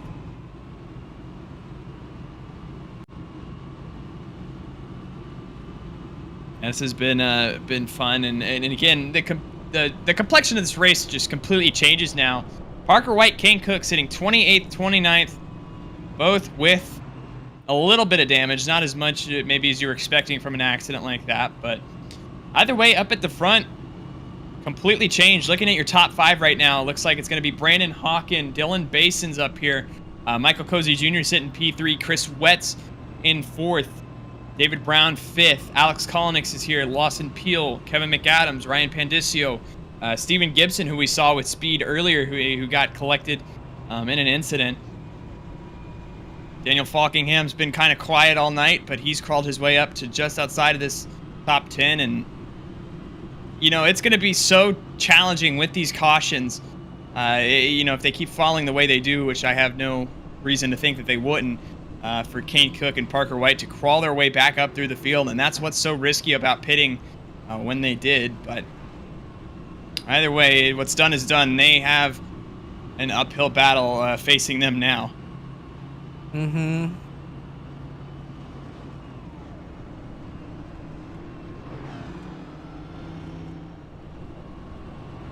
Are you okay, Jacob? Do we need to talk about hockey or baseball? I'm just so glad we don't have to come back here again. Well, it's not done. We might come back here. I mean, they could very well this weekend announce that we're back here for 2024. You best believe when the eNASCAR qualifying iRacing series comes here in round number 2, I am finding anything and everything to get myself out of that race. You and James are going to have to hold down the fort for that race in round 2. Well, you know, it is an exclusive part of my contract with FTF.GG, Zach Johnson. Jacob Hitz has to be in the booth with me. Well, it's going to be a lonely night for James. we'll get a cardboard cutout there in spirit only. What was it that one time for RTP? I forget what it was. Didn't you put you up the missed it, or you had? Well, no, I didn't do that. Zach did it because I was running late, just barely. And Justin printed out a picture of you once and held that up on camera. That's what it was. That was a week you weren't here, but yeah, the Big Red was used at one point because I was coming in hot as far as a race was concerned, and didn't quite make it. So Brandon Hawken leads us back, green flag, with too many laps to go.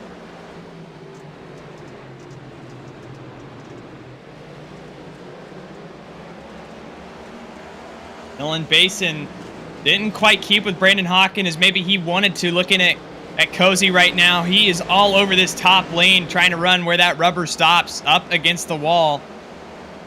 Dylan Basin going to mimic that line. I can't believe they didn't wreck. About 4 wrecks happened and nobody spun back here. Oh, another one. Buttafuoco getting bullied. Kiani. Goodness. More contact. Daniel Falkingham in that. 21 of Steven Gibson involved in that. Lawson Peel. They made some contact a couple of different times. My, oh my.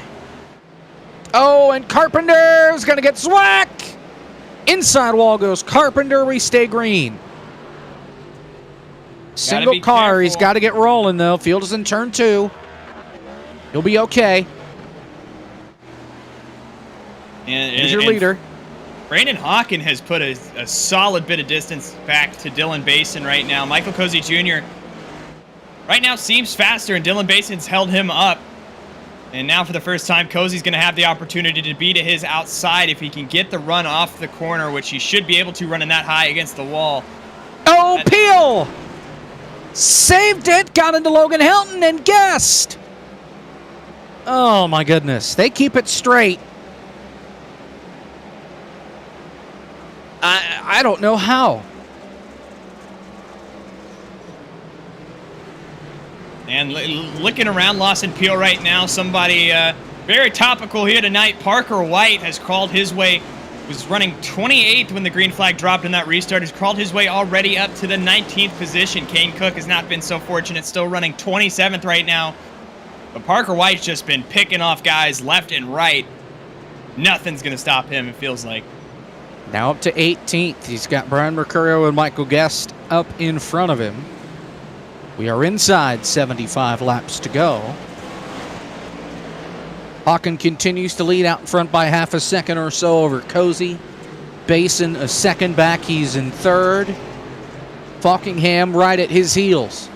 Caution! Crash! No caution yet. Now it is Kolonix and Buttafuoco.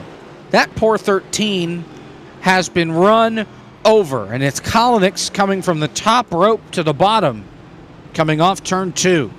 That brings out the 25th caution.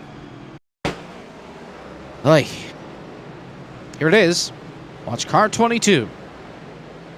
Carlo. Eek. And that's tough there.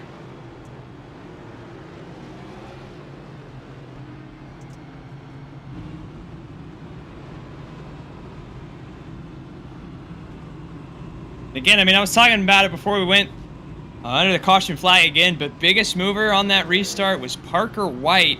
Gained 13 positions. Looking at his fellow dominator so far, Kane Cook. He's 21st, but he now finds himself in the pit lane.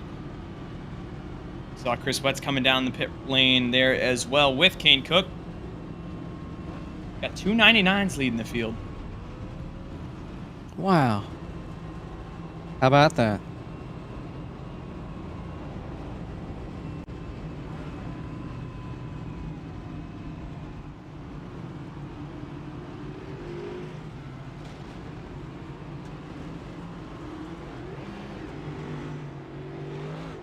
Well, Jacob, we have a nice amount of this race to go. What do you think? Do you think somebody that's in the top 5 right now is winning this race? Do you think Parker White crawls his way back up and wins this race? I mean, what are you just feeling?